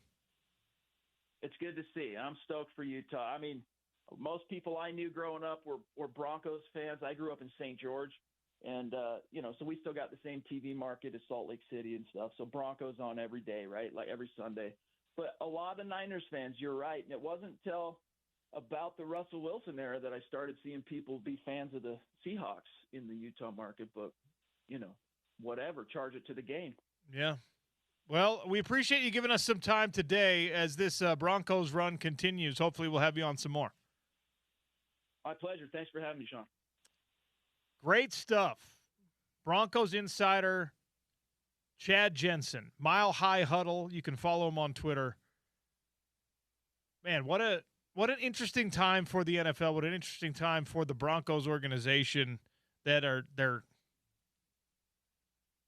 really a year or two ahead of schedule, but Sean Payton is the type of coach that has been around enough and he knows what he's got, and he announced, yeah, we're ahead of schedule. We could do this thing. I'd forgotten about that. Because I do, now that he brought it up again, now that Chad brought it up again, I remember that making the rounds on social media, but I had forgotten about it, and it's wild that you could forget about it when they end up having a season where they win 11 in a row and get the number 1 seed and have probably the best defense in the NFL, right? But that's how – there's been times where some of their wins have been kind of shaky, and so maybe that's why they've flown under the radar and that kind of – those off-season statements haven't made the rounds once again like they probably would have if it were a different team. I don't know. But it is credit to him for being able to see that, hey, this team has that potential. And, I mean, we always talk about head coaches as master motivators. That had to have had a motivational angle, too. Like, hey, guys, you got to believe that we can win the championship any given year. I do. So that's pretty cool. The Denver Broncos have 11 more sacks than number 2 in the league. Oh. Atlanta's got 57. The Broncos have 68 sacks so far on the year. What do you think? So you asked him who's the most important player besides, what'd you say, besides Bo Nix? Besides Bo Nix. You take the quarterback out whenever that is the question because the answer is always the quarterback, no matter what. It's the default answer. Even if the quarterback's not the best player, they're more important than the best player because they touch the ball every single play. But no, he's absolutely right. I actually didn't even consider the Pat Surtain angle because he's been really disruptive in the passing game, even though he only has 1 interception this year. He's broken up a lot of balls, and obviously sometimes people just don't want to throw his way for that same reason. But he's dead on. Nick Bonito has 14 sacks on the year. He's 5th in the NFL right now in sacks, individual sacks, in a year where, it's a big sack year. Myles Garrett set the new single-season record. 23 sacks in one season. Nick Bonito's got 14, and this is maybe the most impressive thing about the Broncos racking up 68 total sacks. Bonito's got 14. John Franklin Myers has 7.5. No second double-digit sack guy. Oh, wow. How many did Jonah Ellis end up with? Let me find. Jonah Ellis had 2.5 sacks. 2.5, okay. contributing to that, though. Yeah, they've got one double-digit sack guy and then 7.5 and just a bunch of other contributors. 7 for Zach Allen, 3 for DJ Jones, 3.5 for Uzurike. Jonathan Cooper's got 8. They just have piled it up as a team. 68 sacks on the year. And that will matter in the playoffs because you're going to face good quarterbacks in the playoffs. You got to be able to get to them. 68 sacks is a crazy Big number. Year. I wonder how far down Garrett Bowles is as the tackle and the best offensive lineman on the team in importance. That was something I was thinking about as Chad was answering that question. Obviously, Nick Bonito is the best player. I think he's the best player on the team. Maybe you could say Bowles is better than him. So since he's not the quarterback, he's got to be the most important player. But I wonder how far down Bowles would be for an insider like that. Do you know what the single-season team sack record is in the NFL?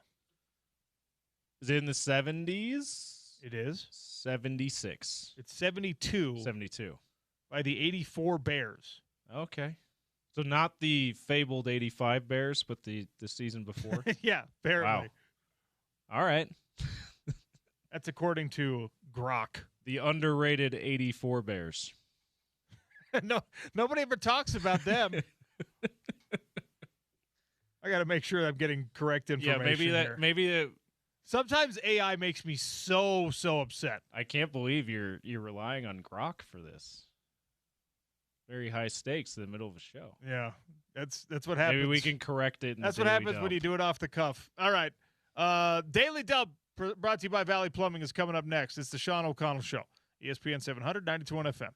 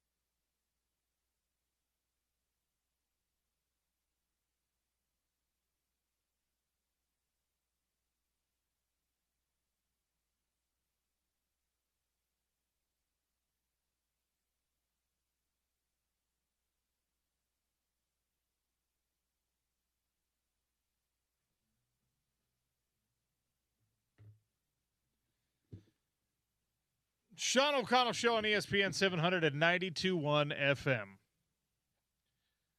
Valley Plumbing brings you the Daily Dump. It's not just plumbing and drain cleaning now. It's also HVAC. So if you have issues with the furnace, the air conditioner, the ducts themselves, look for the truck with the duck. Let the truck with the duck handle your ducts. Valley Plumbing. Yeah, you're welcome, Valley Plumbing. If you want to use that, go ahead. We'll give you that one for free, Valley Plumbing. I did confirm during the break most sacks in a single season. The 1984 Bears was 72. This year's Broncos team is second all time, 68. Wow. Do you Now, think they played a lot more games than the 84 Bears did, but still. That's true. How aware do you think they were that they were 4 sacks away? Do you think, Hopefully very aware. like, fighting for it? Like, because I don't know that was talked about very much in the media. The fans may not have been that aware of it. Yeah, I don't know how much it was. 2008, the Kansas City Chiefs hold the record for the fewest sacks in a season. How many do you think they got that year? Was it? All right, so not fewest sacks allowed. Not fewest sacks allowed. Fewest sacks, okay. They were able to I was sack about to the say opposing quarterback. I was about to say a single-digit number because fewest sacks allowed was in my head. 15? 10. 10. In 2008, the gosh. Kansas City Chiefs only got 10 sacks. That's like a decent year for one person. Wow. And as a team, the 2008 Chiefs only sacked the quarterback for their opposition 10 times. If I'm not mistaken, 08 Chiefs, that was the team that must not have went down as a sack, but that was the team that knocked Tom Brady out for the year after the record-setting year, right? So maybe it didn't go. Maybe that was one of their sacks. Yeah, remember, and it led to the rule change where you can't, if you go at a player's ankle, it's a flag automatically. So, wow, one of 10 sacks. The fewest sacks allowed in an NFL season, the Miami Dolphins in 1988 gave up a grand total of 7 sacks. My gosh, the most sacks allowed in a season. If 7 is the fewest, what do you think the most is, Dan? Dan Marino. Dan What do you Marino. think? What do you think, Dan Marino? What do you think, James? 50. 104. Okay. The 1986. Why would I say 50? Of course it's. The 1986 Eagles gave up 104 sacks. Oh my gosh. Wow. That Shout is out. disgusting. Shout out. By the way, before we get into more Daily Dump, did you see the graphic that was just on the TV about guys who average yards from scrimmage per game, running backs in the history of the NFL? No. Your guy, Christian McCaffrey, was in the top 5. Saquon Barkley a couple spots ahead of him. Derrick Henry, and I didn't catch what year, but Derrick Henry has a year where he's right in between the two of them. All 3 of those guys are active, and still you could argue that's the top 3 running backs in the NFL. You know what's the scary part about the Derrick Henry thing is, though? Those other guys, especially Christian McCaffrey, he's the leading rusher and the leading receiver for the Niners. So his yards from scrimmage they're truly yard from scrimmage. Derrick Henry, it's mostly just rush yards. Yeah, he's just running through people. It's mostly just like he catches the occasional pass. We're going to count these as yards from scrimmage. These are rush yards for you. Yeah, that's scary. Terrell Davis has the record. I imagine it was his 2,000 yards season. But yeah, those other 3 active. I mean, for an era that we have said over and over again, the running back doesn't matter, and of course, the last 2 years has been a renaissance for the running back. But these last 2 years aside, we've said, running back doesn't matter. Those 3 are probably Hall of Famers. Well, and you just named two of the most important players on playoff teams. Yeah. And the most important player on what should have been a playoff team this year. All right, Daily Running back Dump. not dead. Utah women's basketball at Kansas tonight, 5:15 pregame, 5:30 tip. On 92.5 The Beat, that's over on the FM dial, one of our stations here in the radio group. Running Utes are at Colorado tonight, 6:30 pregame, 7 o'clock tip, right here on ESPN 792.1 FM, your home of the Utes. Bill Riley on the call there. And, of course, that's their last game before the rivalry game on Saturday. So we'll see how they fare against Colorado.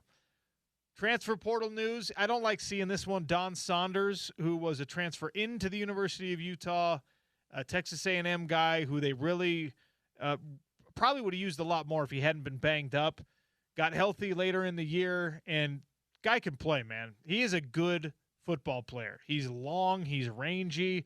I do not want to see him leave. Now, the leverage for somebody like that is really interesting because he doesn't have a ton of game tape from this year. What he does have, especially that Kansas State game, he was awesome, right?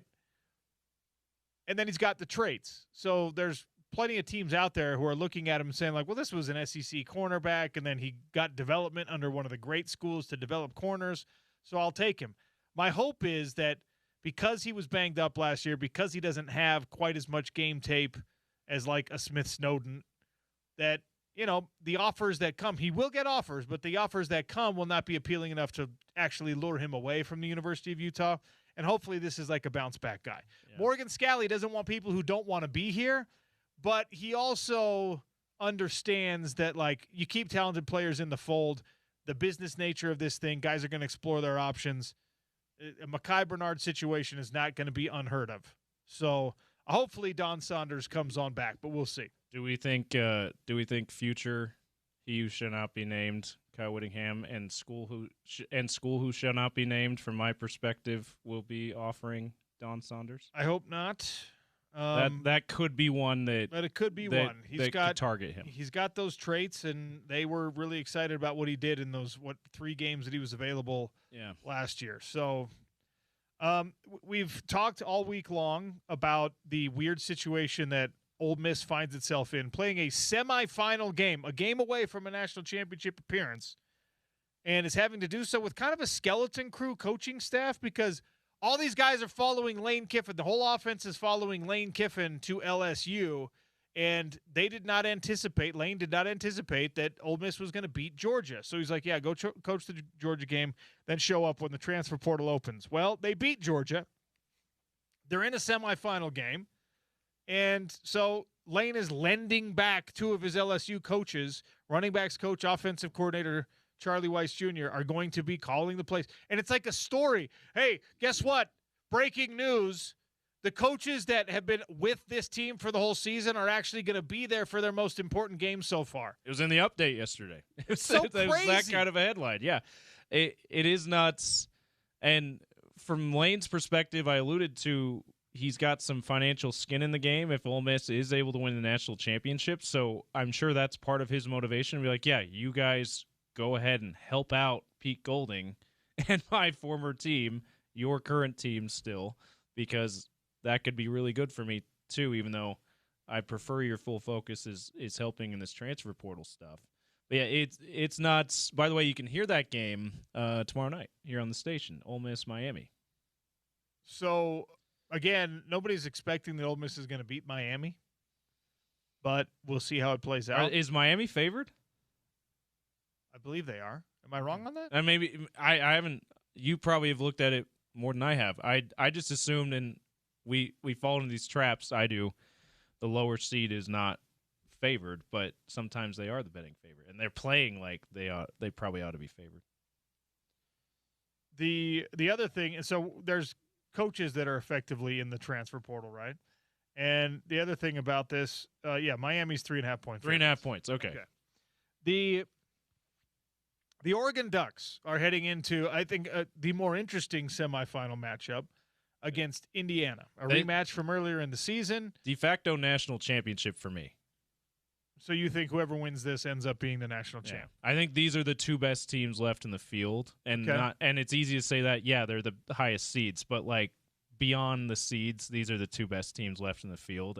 So de facto national championship. Oregon finds itself short on running backs for this game because of injury, and people don't realize this. I actually didn't know it myself, and then I went back because I saw a tweet about it.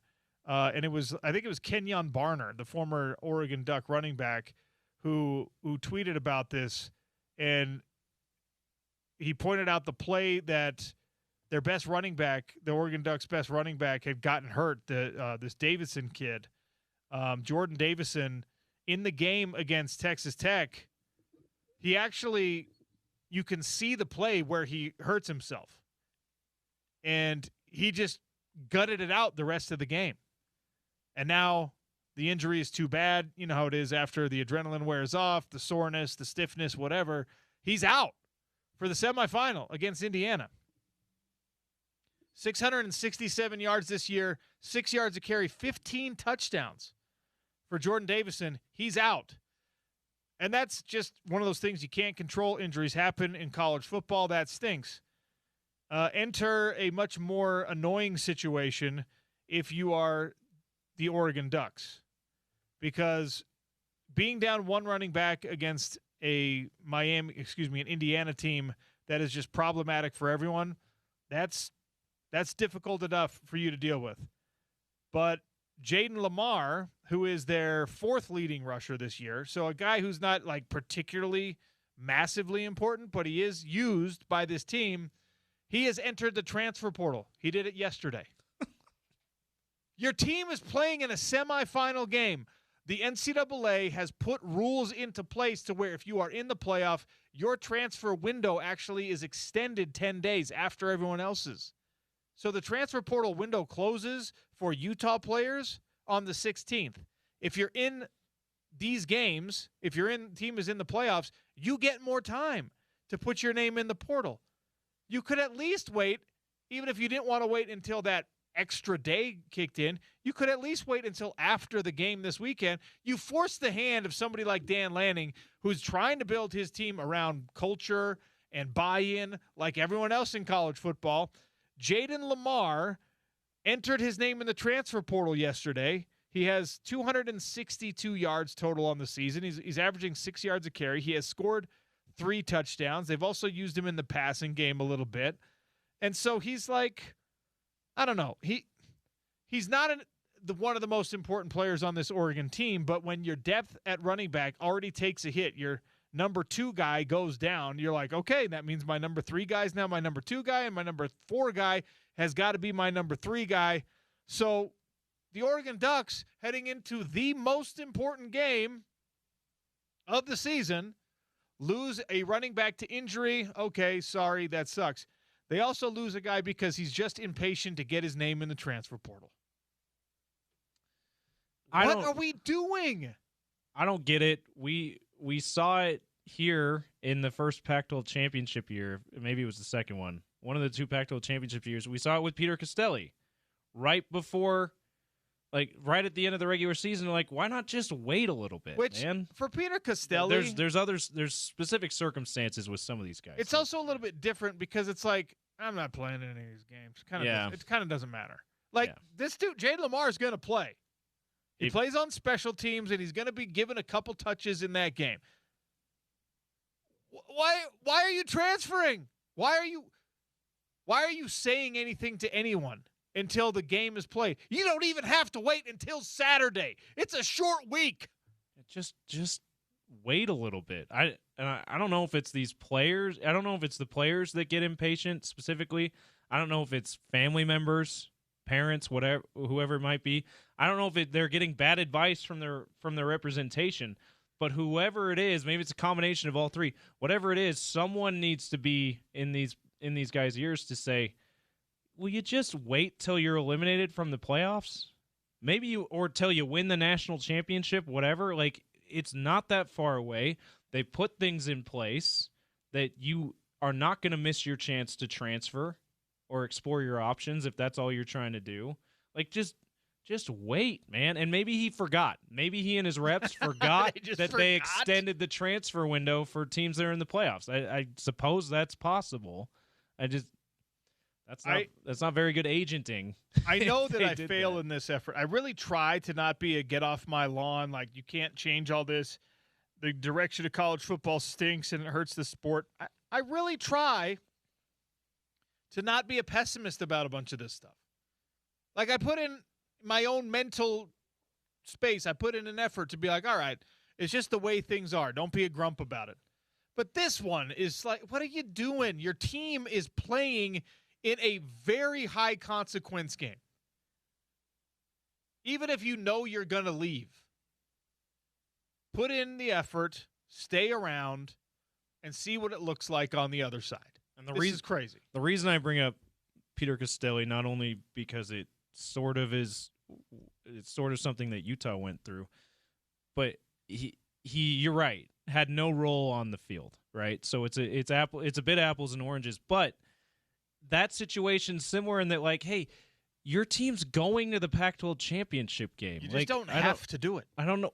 Just wait a little bit. Like, even if you don't have a role on the team, don't you want to be there when your team wins potentially wins the Pac-12 for the first time? Go get yourself a good meal, hang out with your buddies, like be on the trip to the Rose Bowl. Don't you want that? Like, those things don't come around for the rest of your life. Anyway, this one's interesting. The United States Patent Office is denying the application for Las Vegas Athletics and Vegas Athletics, saying that athletics is too generic and too easily confused.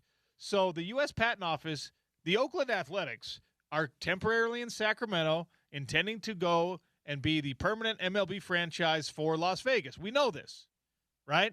And they want to keep the name the Athletics. But the U.S. Patent Office is just like, nope, we're not going to have your protected name, the Las Vegas Athletics. It's too general. So, follow-up question, is Oakland Athletics protected then? It was.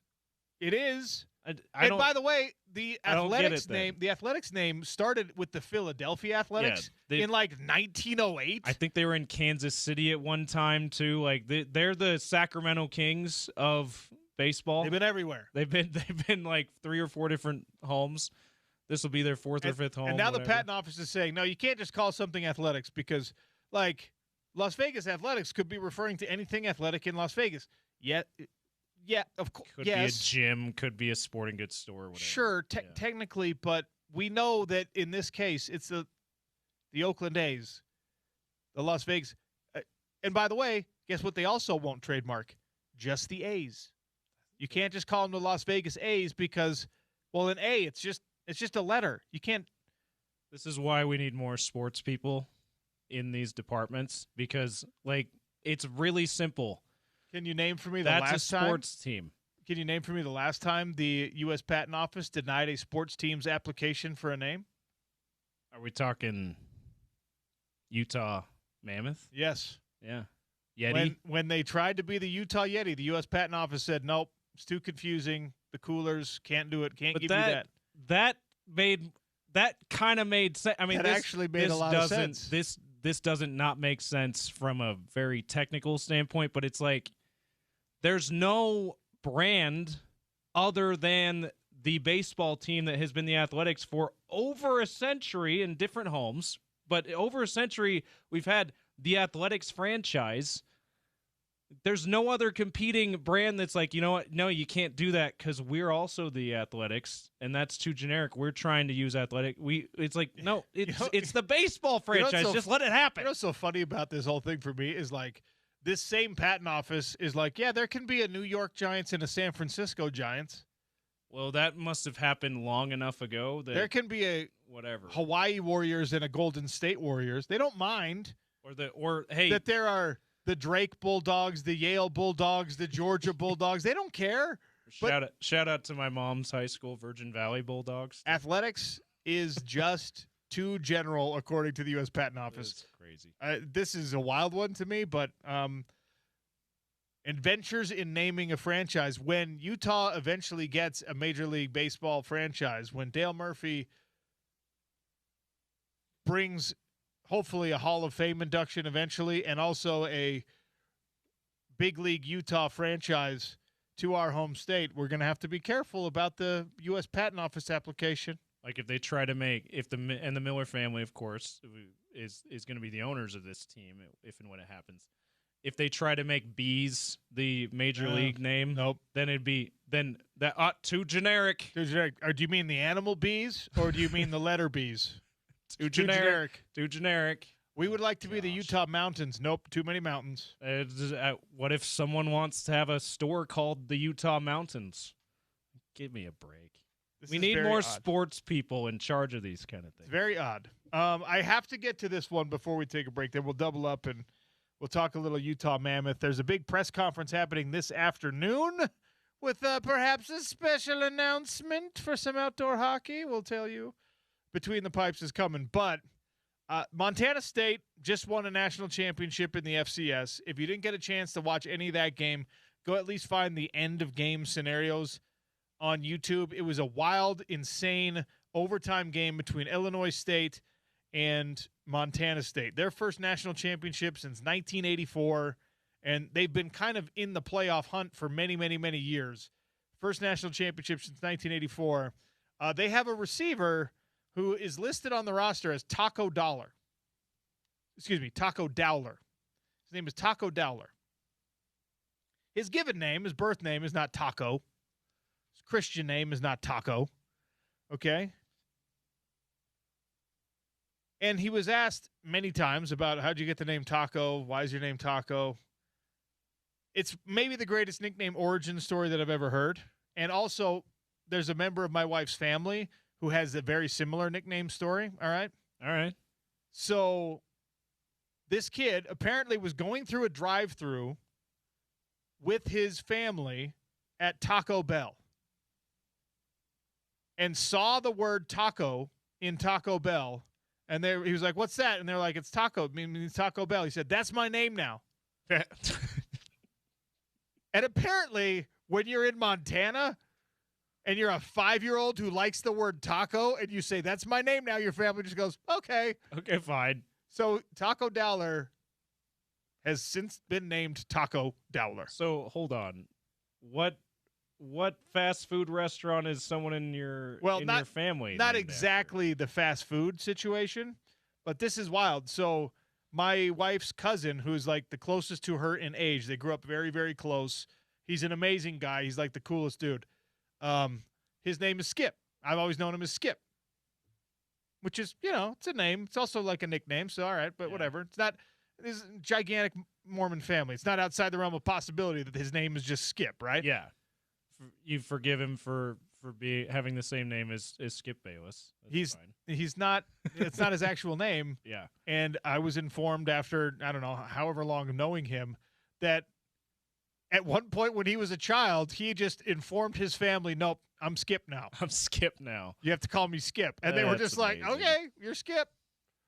So self-naming is one of the wildest things you can do as a child, but it works. Also, some adults self-name. Shaq and Kobe have Shaq gave himself all the nicknames he has, and Kobe's Black Mamba nickname, that was a self.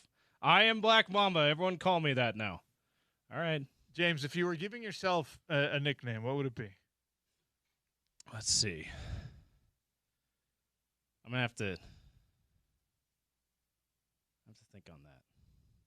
Would I be Big Haircut?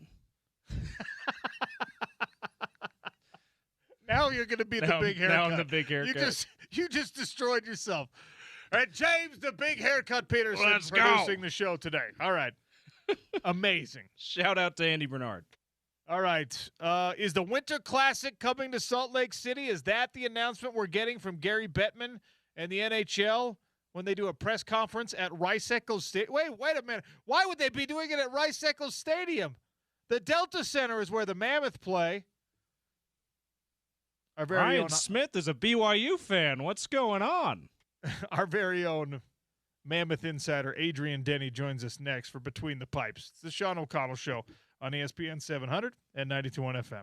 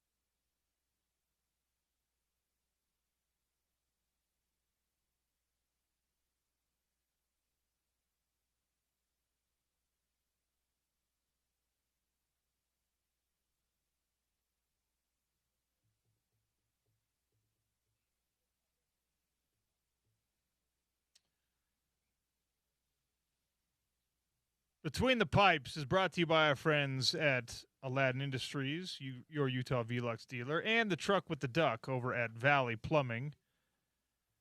For the first time in 2026, Adrian Denny between the pipes on the Sean O'Connell Show. Welcome into the studio, sir. How are you? What's up, Sean? How's it going, man? You ready to open a 7-game homestand? I will be there tonight. Fantastic. Very excited about it.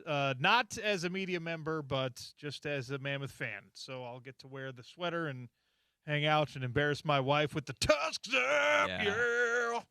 Face paint? No, I don't go quite that far. How are you?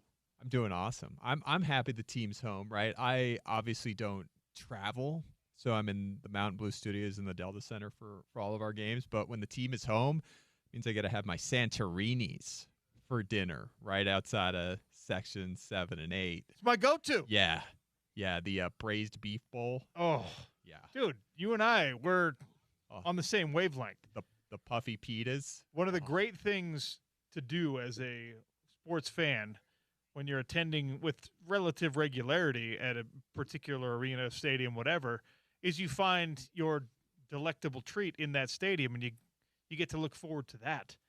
And that Santorini's at the Delta Center has been that for me, not only last year, but this year as well.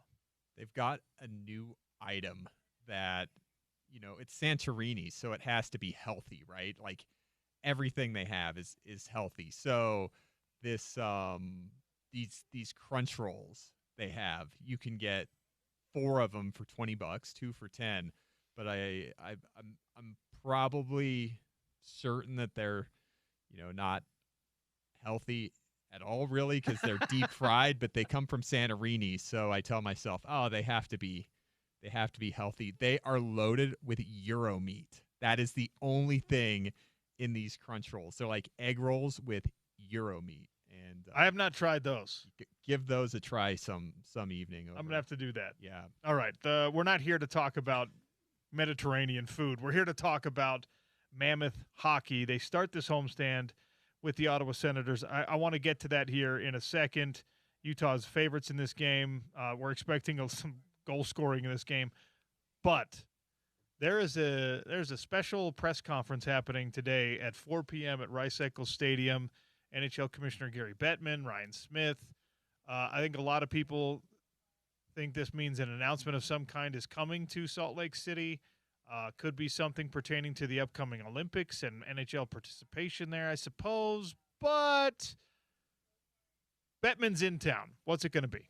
Well, I've got my Mammoth jacket here. I also, as you see, I've got my overcoat here. Yes, because the press conference is going to be outside, so I am going to be bundled up. I stopped off after morning skate and picked up my overcoat because I'm like, gosh, it's kind of getting cold. There's a storm rolling in. We've got first alert weather on every station in town here. I'm like, gosh, if I'm going to be outside, I need my overcoat too. This, sleek, fancy, fashionable Mammoth jacket might not keep me as warm as I need to be. So we'll be outside. Gary Bettman, Ryan Smith, Ashley Smith, Logan Cooley, who's currently injured for the Mammoth, not playing. He's going to be up at the presser, 4 o'clock.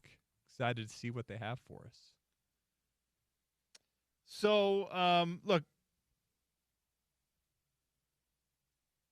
Rice-Eccles Stadium has been talked about as a potential site for outdoor games, Winter Classic type games, outdoor games. And Ryan Smith is not one to go to Rice-Eccles Stadium just for fun. So where there's smoke, there's usually fire. Give me this. What is the timeline that the NHL usually announces something like that? When we hear about Winter Classic sites, do we hear about it a year ahead of time, 5 years ahead of time? How far ahead do they plan?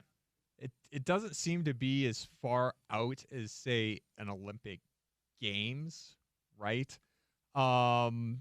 It usually seems that the next year's announced right around the current year's. Okay, all right. So we had the current year Winter Classic in Miami, Florida. Went all the way to Miami. All the way to Miami, which is it's like an hour from Sunrise. It is so far. Seems like a different state. Sunrise is on the outskirts of the Miami-Dade, Fort Lauderdale area, and it is on the border of the Everglades out there where the Florida Panthers play. So they played the Winter Classic on Friday down at Lone Shark Stadium where the Miami Marlins play, where the Orange Bowl used to be, and it's deep into Miami. I've made that drive from Sunrise to Little Havana before.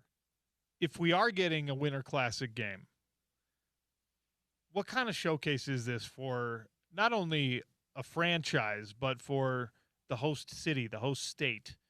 I mean, it's a big thing. The NHL really pours a lot of marketing and time and redesign uniform and stuff into these Winter Classics. It's a big event. It always feels like kind of the signature event of, the NHL season gets going, right? Like Christmas Day in the NBA, right? That seems like there's 5 games. It's, you've been playing for a couple months, but you hit Christmas Day, you got Kenny and EJ and Charles Barkley and Shaq. They're in studio. Haven't seen a lot of them in October, November. I think for the NHL, the Winter Classic is kind of, we've been playing for a couple months here, and New Year's comes around. Now you're going to start seeing hockey starting with the Winter Classic, the outdoor game, and just the way that hockey's dressed around the networks, and you're seeing it in prime time. So I've always looked at those games as just kind of the signature. All right, we're getting into the heat of the season here. All right, it's been a while since we've talked, but little East Coast swing, little New York, New Jersey swing for the Utah Mammoth, and they were able to grab a couple of wins, got the points there. They beat the Islanders, they beat the Rangers. In between, they lost 4-1 to the Devils. What'd you see in that East Coast swing that you liked and that you didn't? Didn't like the game in New Jersey on Saturday. We can get that out of the way right off of the top. You're coming off a 7-2 win against the Islanders on New Year's Day, and, pucks were going in. OC, it's funny how hockey goes. The Islanders beat the New Jersey Devils last night by a count of 9-0. When you score 7, 8, 9 goals in hockey, getting some bounces, some pucks that are usually saved. That was kind of the case for the Mammoth on Thursday. It's just kind of a compilation of, all right, we deserved a few bounces here. They put up 7 on the Islanders, who then turned around 2 games later and beat the Devils by a count of 9-0 after the Devils beat Utah 4-1. So like that game, it probably wasn't a 7-2 game, but the Mammoth played well. It was a great way to start the trip for me. It wasn't, you look at the schedule and you're like, okay, that's an implied win. That's a scheduled win. That's a scheduled loss. That's probably going to be an implied loss when you look at what's happening. That was a must win for me to start the trip out on New Year's Day. Going out, you got 3 games on the road, then you're home for 7 straight and 11 of the next 15. Go make the initial statement to open 2026 on the road. So they did that. Krell Vejmelka played a great game. Was really hoping that they'd be able to take it into New Jersey 48 hours later without having to get on another flight. They were in the New York area for the entire trip without really changing hotels after every game, without having to get on the flight, fly 4 hours in the middle of the night somewhere. So I had high expectations for that Saturday game of, okay, all right, guys, it's not a back-to-back. You're not at the end of a 6-game trip where you've been all over North America, should be rested, had a good practice day on Friday, go in and take the game. And they didn't quite have that level of, being able to win a hockey game in ways you have to do, and controlling momentum situations and building off of good offensive shifts. And so they lost that game. And then you go into Madison Square Garden on Monday. It's like, okay, well, if we win this game, everything's fine. You take 2 or 3 on the trip. That's perfect. That's a perfect trip. And I kind of put that game into a category of it was an imperfect game, but not because of how they played. I liked how they played. They came from behind twice. They killed a penalty late, and they won the game 3-2. But there were just kind of a lot of situational percentage areas in that hockey game that you don't usually win on the road, even if you do play pretty good. So was happy that they were able to keep pushing back and find a way to win that game and make it 2-3, because you make the trip, you take 4 of 6 points. That's great. 1-3 doesn't quite have the same ring to it coming back home. That Rangers game, it was wild because, look, I know that every team in any physical sport, and especially in the NHL, and we've heard this Mammoth management and coaching staff say, we want to be a physical team. We want to, you got to know that you're playing us. They got out physical against the Rangers pretty significantly. Ooh. I mean, they got out hit 38-18 in that game and still found a way to win it in overtime. Now, I've always been of the opinion that if you can win games that you play great, everyone does that. Sure. If you can win games that's kind of ugly and you win games when you leave a lot left to be desired, it's an indication of, like, that's a character building type thing. That's a finding ways to win in less than ideal scenarios. And sometimes those are just as impressive or even more impressive than the dominant wins or the perfect performance type wins. This one, I couldn't really figure out how I wanted to process it, because it was like, you never want to call a win lucky, because in pro sports, they're just too hard to attribute much to luck. But it's like, man, did we really outplay the Rangers in that game and get a win? Or was that one of those things that you kind of won in spite of?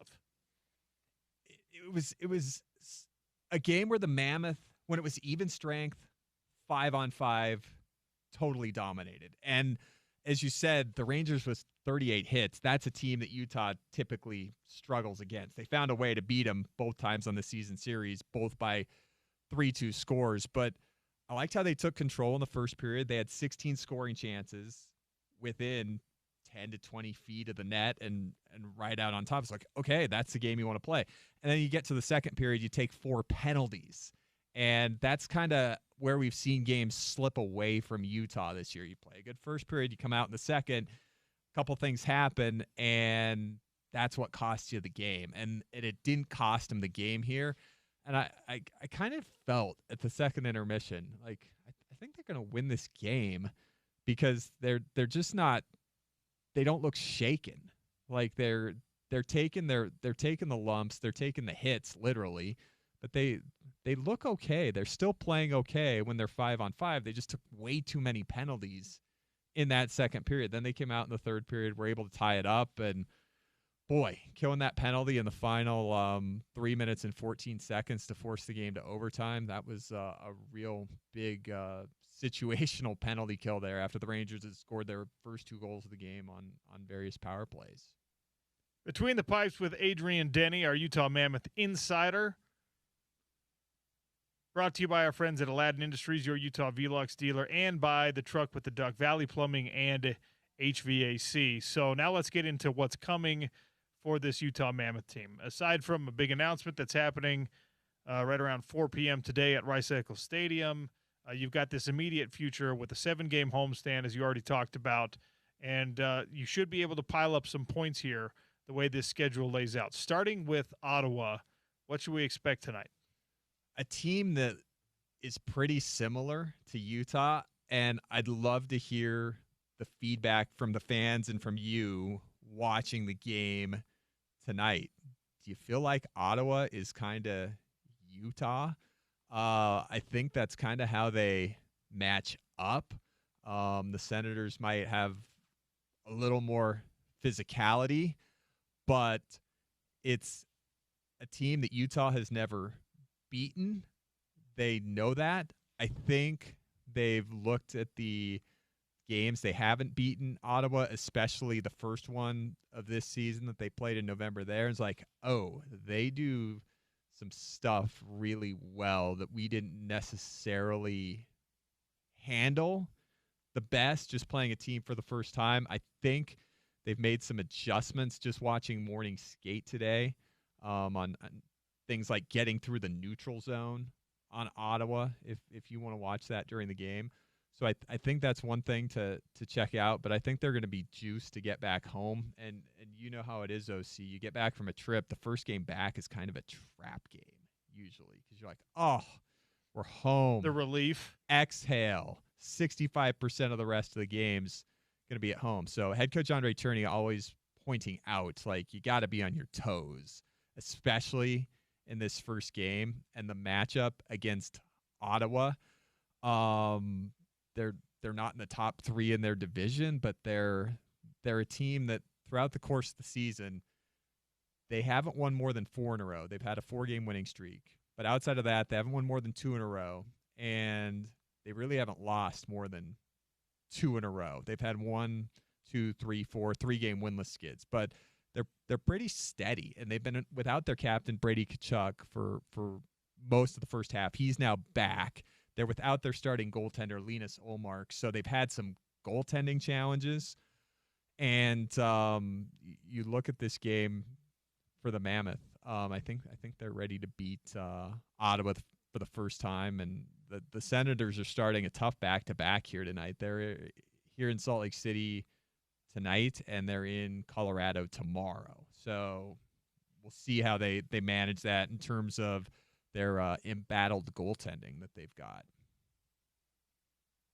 So at this point in the season, you probably are who you are, right? And in terms of, I guess, player contribution, I wouldn't expect anyone to have some totally different surge of production or anything like that. But it's been nice to see, I think, Gunther kind of rounding into, quite literally mid-season form at least. Is there any meat left on the bone for you with any particular player, or maybe one of the particular lines that you think is just ready to break out? Again, I don't think that you're going to get some addition or somebody's going to magically get healthier and do something that we didn't think they were even capable of to this point in the season. But if you're going to make a playoff run, and if you're going to use these next 7 home games to your advantage and pile up the points necessary, is there meat left on the bone somewhere? I would start with the third line, OC, of Michael Carcone, Jack McBain, and Daniil Boot. Carcone is a guy that has surpassed his goal total from last year. It was 7. He's got 8, but he had 21 goals 2 years ago. And he has really started to, get back to where he was 2 years ago. And that is by just being a maniac. Like, watch him at the Delta Center tonight when he's on the ice. And he's got the scoring touch, but he's also going to go in and rip the puck away from a guy who looks like he has a clean exit out of the Utah offensive zone and then turn that into a play that creates offense. So watch for Michael Carcone. He works so hard. He's a little guy. I'd say he's our size, Sean, but you're the size of a regular person. But he's my size, okay? I think I'm taller than him, too. I've done a number of interviews with Mike, and I've always sized him like, I think I'm taller than you. So you got Carcone, who plays with Jack McBain, who's 5th in the NHL and hits. But I also think he's due for some more goals, too, because his shooting percentage is lower than his expected goals. Interesting. And Daniil Boot, I've made this promise on Hockey Night in Utah. I'm going to make it to the fans and the listeners here on ESPN 700. I think Daniil Boot's in store for 5 goals in a 5-game stretch before this season's done. He creates so much offense. He's always in front of the net. He's got 1 goal this season on 33 shots. He scored that lone goal like 2 weeks ago. And now you're saying 5 in 5? Yeah, I watch out for that. I think it's coming. All right. I have 39 games for this to happen, OC. But I think we're going to have a 5-game stretch this year where Boot gets 5 goals in 5 games and the offense starts converting for him that he's creating. All right. So I'll let you revise your answer next week, but 4 of these games will already be in the books when that happens. So Ottawa, St. Louis, Columbus, Toronto, Dallas, Seattle, Philly, before you head back out on the road against Nashville, Tampa, Florida, and Carolina. Focusing on those home games, 7 in a row on home ice at the Delta Center. A crowd that hasn't seen you in a while is excited to get you back. Probably juiced up by a certain announcement that happens today. How many points do they need to come away with on this homestand? I'd like 10, 5 out of 7, right? Seems doable. That's a 714 points percentage, a 714 winning percentage. I'd like 5 of 7. 4-2-1 is 9 points. 3-2-2 is 8 points. But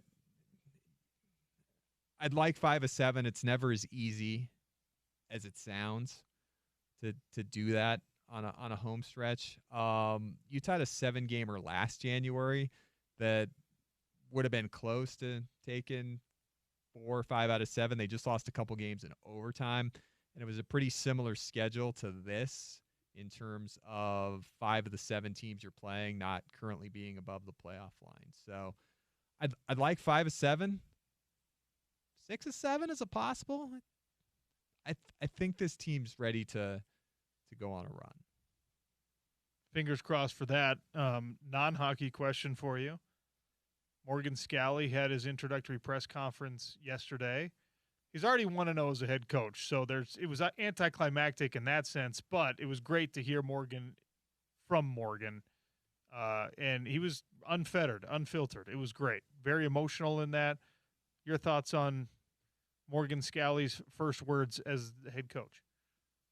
For me, it started in the Las Vegas Bowl. Right. Like the identity that Utah football was what they were in the Las Vegas Bowl.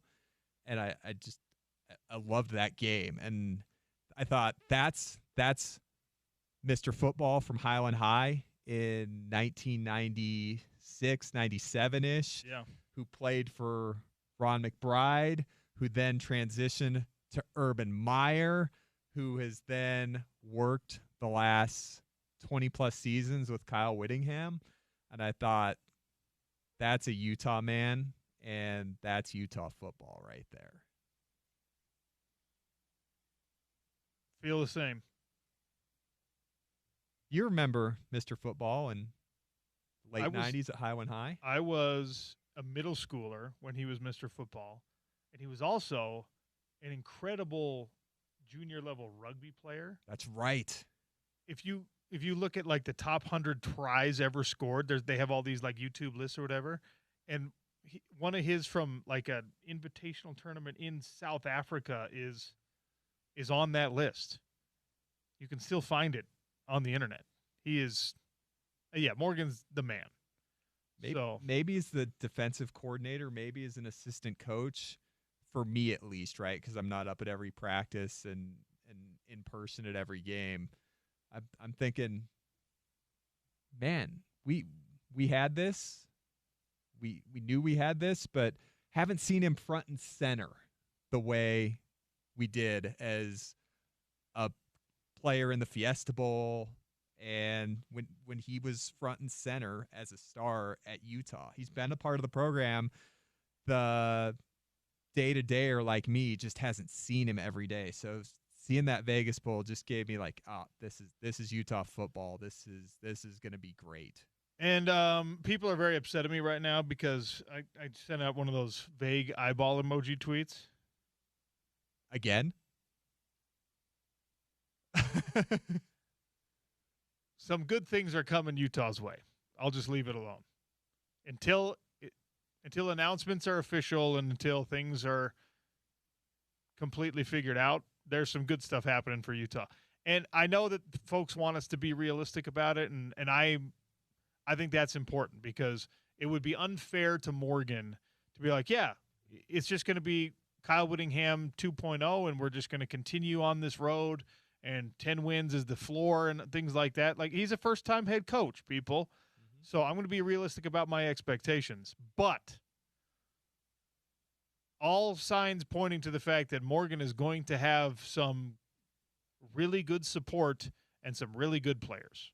So, fingers crossed. Here for it. Thanks for coming in. It's always great talking to you. Thanks, OC. Appreciate it, man. We'll see you at the game tonight. Yes, you will. That's Between the Pipes with our Mammoth insider, Adrian Denny. Check out Aladdin Industries, your Utah Velux dealer. And, of course, any plumbing, drain cleaning needs, the truck with the duck at Valley Plumbing can help you out. They can also help out with HVAC now, too. Lots more to get to on the Sean O'Connell Show. I want to discuss a little bit more this college football contracts thing because Ross Dellinger had some excellent reporting. What Washington and the Big Ten are trying to do to make these NIL contracts enforceable.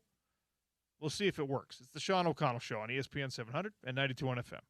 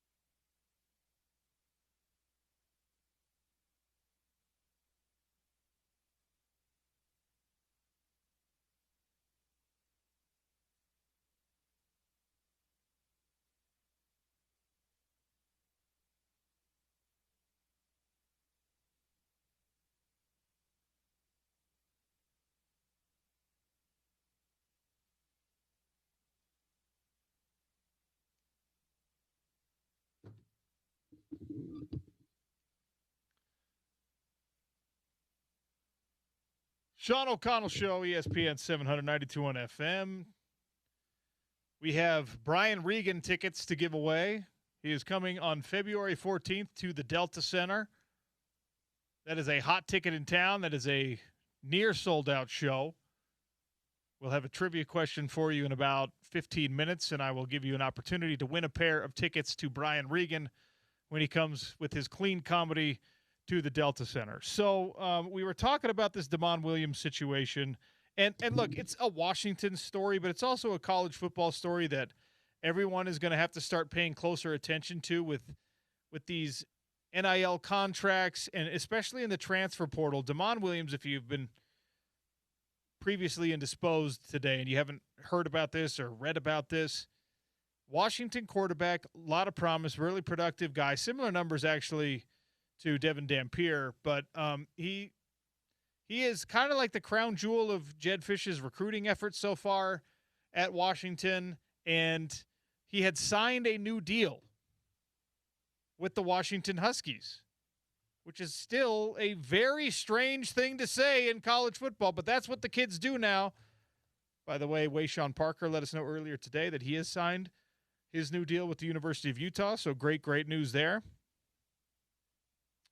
And Ross Dellinger is doing a bunch of really good reporting on this, as Washington doesn't, after 4 days after Damon Williams announced that he was re-signing with Washington, he then put his name in the transfer portal, or announced he was in the transfer portal.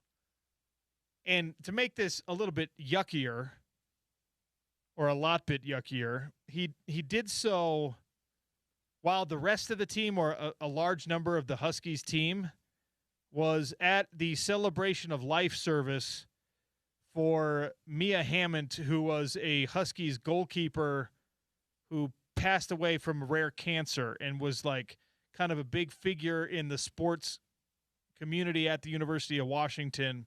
And so, again, you almost don't blame the kid with this, because your agent and your PR team and whatever else are probably helping you determine when you want to put an announcement out. But that's when the announcement went out. His coaches and his teammates were at a memorial service for Mia Hammond. And then when they leave this place, they pull out their Instagrams and their phones, and they see that their teammate, their starting quarterback, whatever, is put his name in the transfer portal. And Washington was like, no, you signed a deal with us, you're staying. So apparently the Big Ten is now providing document templates for their universities to have athletes sign. When you reach an NIL deal, when you reach a revenue share deal with a prominent athlete, or I guess even with a non-prominent athlete, there's letterhead effectively. There's a template that the Big Ten wants you to use, that the Big Ten anticipated this problem, saw that you had to have some level of enforceability on these contracts, and so they are providing these templates with their legal team, providing these templates for the league members to say, hey, use this, and then hopefully your 1 year rev share agreement, which is a 1 year agreement according to the reporting, worth about $4 million, is a binding contract. So now we're talking about like a real legal battle here, potentially. Washington is going to have to figure out whether they just want to let this kid who doesn't want to be there, who probably is mad with the way people are reacting to his announcement, who probably hasn't had a bunch of positive feedback from Husky fans. Jed Fish's wife, his coach's wife, called the move disgusting, which is not helping the case if they want to build this bridge back and they want to mend the fence. So now Washington and Damon Williams might be the most prominent, loud example of something that has happened previously in college football. Georgia was dealing with this. Texas A&M dealt with this. Miami dealt with this. Nebraska's dealing with this right now, where you think you have something binding and in writing, and then somebody says, no, I'm off. I'm doing something else. Is it enforceable? Is it something that you can somehow recoup a lost cost? Can you, if you're Washington, get value back out of Damon Williams? Obviously, you don't pay him the $4 million if he's not there, but you thought that you had your quarterback situation figured out. And I'm going to go out on a limb and say that Washington's not likely to be in the same type of situation that hopefully, knock on wood, we find Utah in, where if your presumed starter isn't there, the presumed backup is also electric. That's prohibitively rare in college football. So what does Washington do? We've invested time, effort, emotion, attention, and real money, $4 million promise into you, and now you're saying, I don't want to be here. So now what do we got to do? Now we got to go find this $4 million that you're not going to take? Okay, you're sure you're not going to take it? You don't want it? Okay, now we're going to go find someone else to give it to. Now we're going to go see what the incarnate word quarterback is doing. Now we're going to call Devin Dampier and try and lure him away. Like, it's a mess. And it is a mess that the Big Ten and Washington are having to figure out. They're reportedly meeting with the Damon Williams representatives later today. This is Ross Dellinger reporting. And they got to figure out, all right, if this cost is significant enough to us, and he had a no-contact clause in his transfer portal entrance as well, or no-contact request, which usually suggests he already knows where he's going. And you only know where you're going if you've already got an offer from somebody else. And a lot of people are linking Williams to LSU, and we don't have any idea, but most of us believe that Lane Kiffin is exactly the type of guy that's making those types of phone calls and doing the kind of tampering you're not supposed to be doing, but no one's really enforcing it anyway, so everyone's kind of doing it. It comes to a head at some point. I don't know if this is the case that makes it. It comes to a head at some point in college football. Maybe Washington's not powerful enough. Maybe even the Big Ten's support of Washington is not sincere enough that this will be the thing where people finally say, okay, we have to fix this system. Because he's a good player, but this is not like Arch Manning signing a deal and then leaving. This is different. Is it going to be a thing that sends ripples beyond the Big Ten, to the SEC, to the Big 12, to BYU and Utah? Or is this one of those things where Damon Williams eventually comes to an agreement with Washington, says, all right, you paid me $1 million this last year. I violated my contract that I just signed with you for this coming year. How about we settle this thing? I give you $100,000 back and you just leave me alone because I don't want to be here. If you force me to be your quarterback, I'm going to throw a bunch of picks.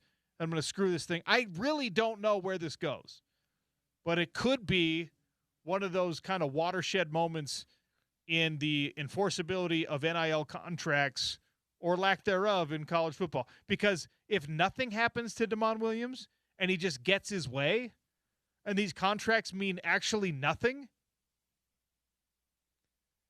what do you do? What do you do with college football moving forward?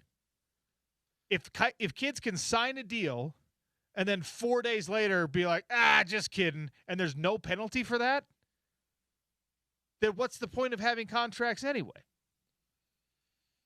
If there's nothing enforceable about this, is it even a contract? What should we call it instead?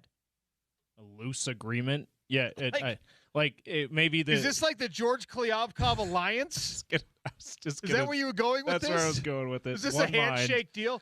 Hey, is there anything in writing? Remember when he was asked? We looked each other in the eyes. Remember when he was asked, is there anything in writing? Don't need anything in writing. We looked each other in the eyes. Honesty, integrity.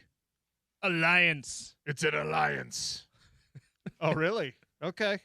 I'm sure that'll work out. Lasted a little longer than 4 days, but not that long.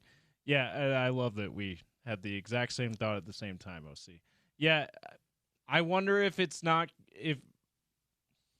if this isn't the thing that makes us make these things more enforceable or makes schools, their collectives, whoever it might be, say hold the kids and their representation to the fire when they do something like this.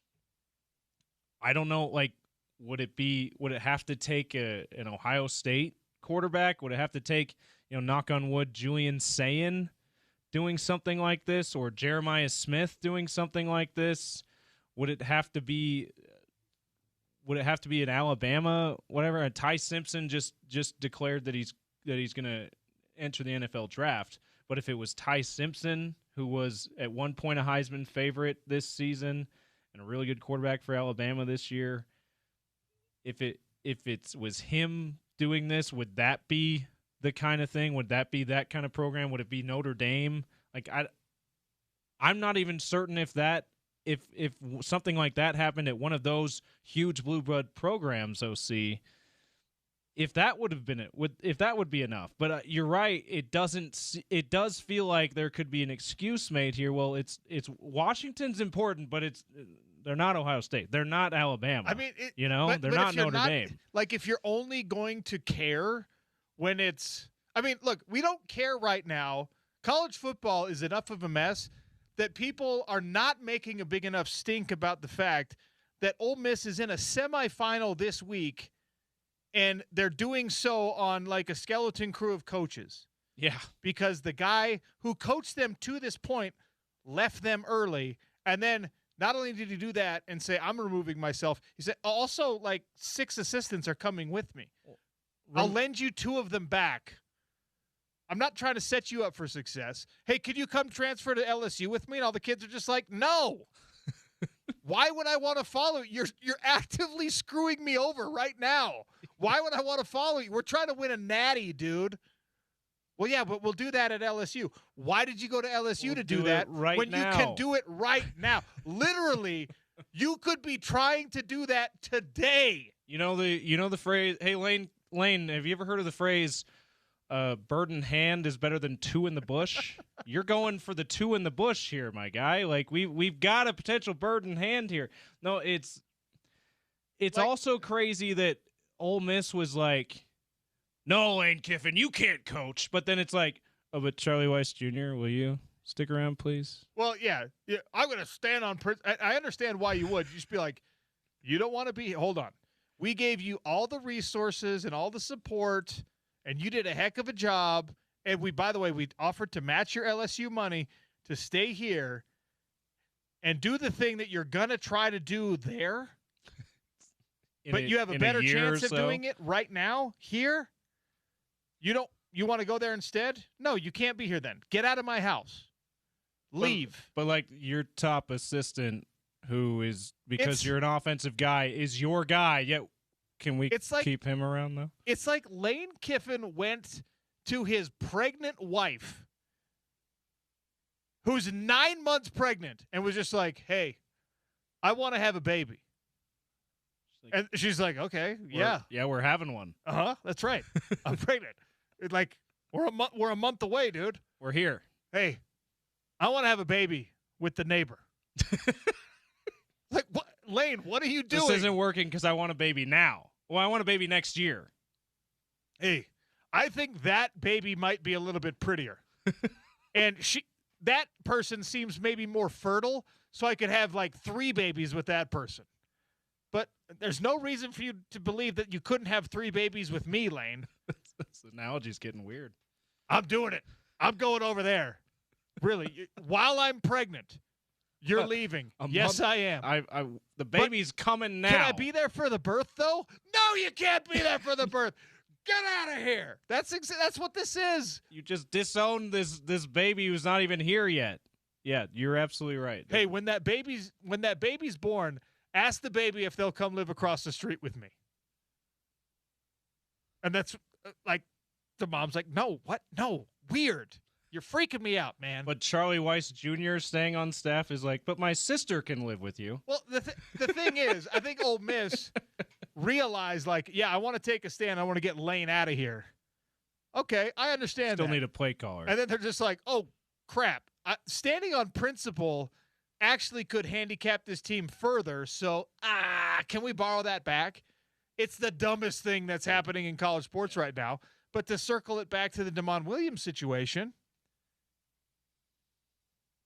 if you're not actually bothered by something, unless it happens with an Arch Manning type player, or if it happens with like a Fernando Mendoza or with a Notre Dame guy or whatever, then you're just going to let this weird stuff continue in college football and you're going to hate it when it happens, right? NCAA, every university, you're going to loathe this when it happens. You're going to despise it, but you keep pushing it in this direction until everyone throws their hands up and says, all right, it's a pro league, collective bargaining, and then you just have NFL light. And you're going to hate it so much when it happens. But all the decisions up to this point are pushing into that direction. All right. One more segment. We'll give away some Brian Regan tickets. He's coming on Valentine's Day to the Delta Center. Stay, answer the question at 877-353-0700. Hear what Spence Checketts has to say in Crosstalk. It's Utah's number one sports talk, ESPN 700, 92.1 FM.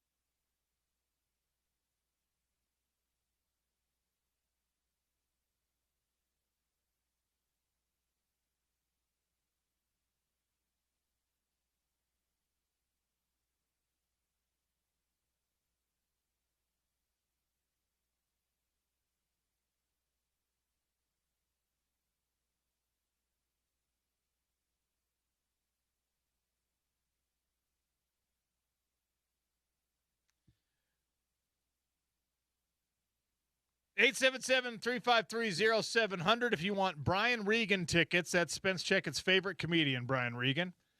He's coming to the Delta Center on Valentine's Day. A pair of tickets if you can answer this question. The Denver Broncos lead the NFL in team sacks this year. How many sacks have the Denver Broncos racked up in the 2025 season as a team? 877-353-0700 if you know the answer. Spence Checketts and The Drive are next, and Spence is here in our Broadway studios. Hi. Correct me if I'm wrong. Isn't Brian Regan here on Valentine's Day? Yeah. See, when I think love, I think Brian Regan. Same. Yeah. Maybe it's just consensus. I mean, you want a nice romantic evening. Yep. You know, you want to have a little bit of enjoyable finish to your night. You go to Brian Regan. What would your wife say if you're like, babe, I made plans for Valentine's Day? She's like, oh, honey, that's so sweet. What'd you do? We're going to Red Rock, and then we're walking across the street to see Brian Regan at the Delta Center. How do you think she'd respond? Can I tell you something? Oh, she's a fan. Guess what my wife got me for Christmas? Brian Regan tickets on Valentine's Day. Stop it. Are you serious? Yes. Wait. Then maybe I should ask, are you like a fan? Are you like a big Brian Regan guy? Is my wife listening at 1:57? No chance. Oh. Okay. Yeah, I'm a big fan. Oh, okay. Well, have a great time, Sean. I cannot wait. I'm excited for you. So we're getting a little loose with analogies today, I understand, during the break. It's not loose. It's an accurate analogy. Please unpack it the way you did on air, because I had to get out of the car to walk upstairs. Okay. Lane, we were talking about this whole situation of college football. We're not reacting to things. We're not the integrity of the game is gone. Ole Miss is going to be coaching with coaches on loan from LSU who were, of course, coaches at Ole Miss all season, and they are competing, Spence, for Ole Miss. This is, in the modern era of college football, this is the most important game they've ever played. Yeah, ever. for sure, no doubt. And their coach left them. So I said, you know what it's like for Ole Miss is that Ole Miss was the pregnant wife that Lane Kiffin came to, and he said, hey, I want to have a baby. And Ole Miss is like, yep, it's going to be great. We're doing that. We're going to the playoff, and we got a chance to compete for this national championship. All signs pointing in the right direction. Baby on the way. And Lane Kiffin's like, yep, but not with you over there. It's a perfect analogy. So Lane Kiffin is now impregnating LSU. Yeah, that's what he's doing. Oh, okay. All right. Just wanted to follow us through the end. Well, James reminded us that crosstalk can get weird. Scott Mitchell once alluded to the fact that he may have had a dream where I wasn't wearing any clothes. So maybe we just crosstalk moving forward. Why is that weird? You don't think that's weird? Why is that weird? That Scott Mitchell had a dream about me nude? I find that weird. You do not.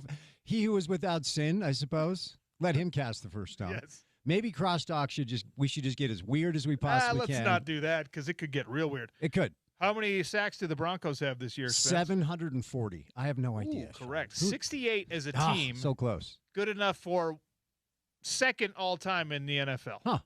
It's a damn fine defense. I need to ask you a question, though. All right. Because you were at the presser yesterday. I was. Some of us had to stay back here and grind and work to keep the station on the tracks. Oh, congrats that you showed up for your actual shift. Yeah. I stayed after mine. Did you really? For the Morgan Scalley press conference, yeah. That was – I don't think that could have gone better for him. No.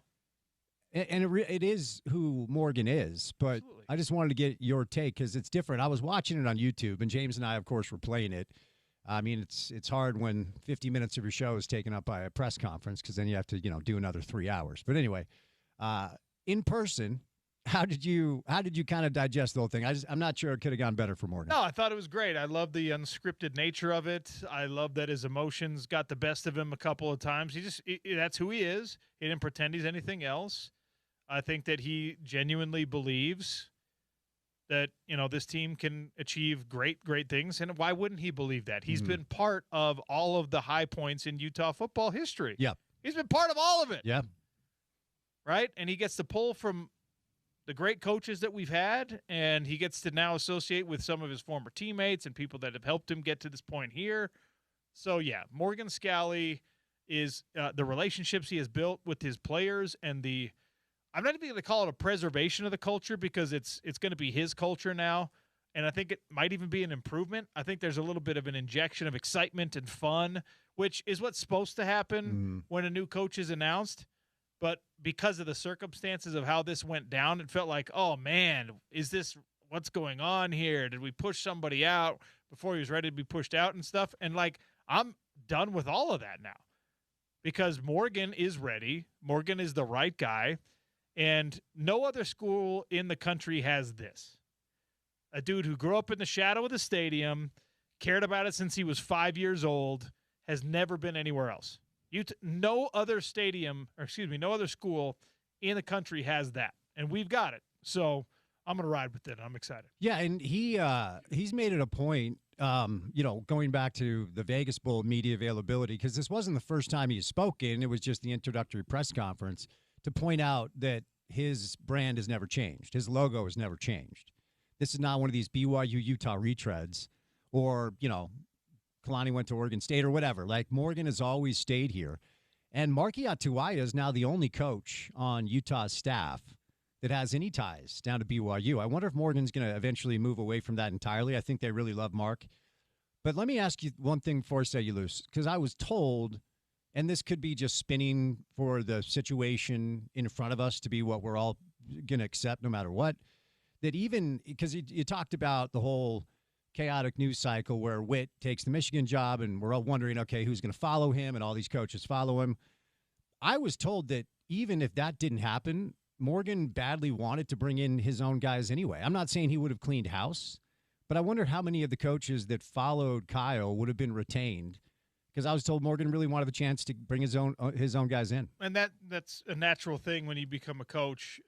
I don't know how you would have made a case that you're going to get rid of Jim Harding, but yeah. I also heard that Harding was going to go or was going to entertain offers elsewhere, and he already did, right? Yeah. And he's a highly sought-after guy. So I don't think we all have built this weird succession perfect world in our heads and wanted it to look exactly like that.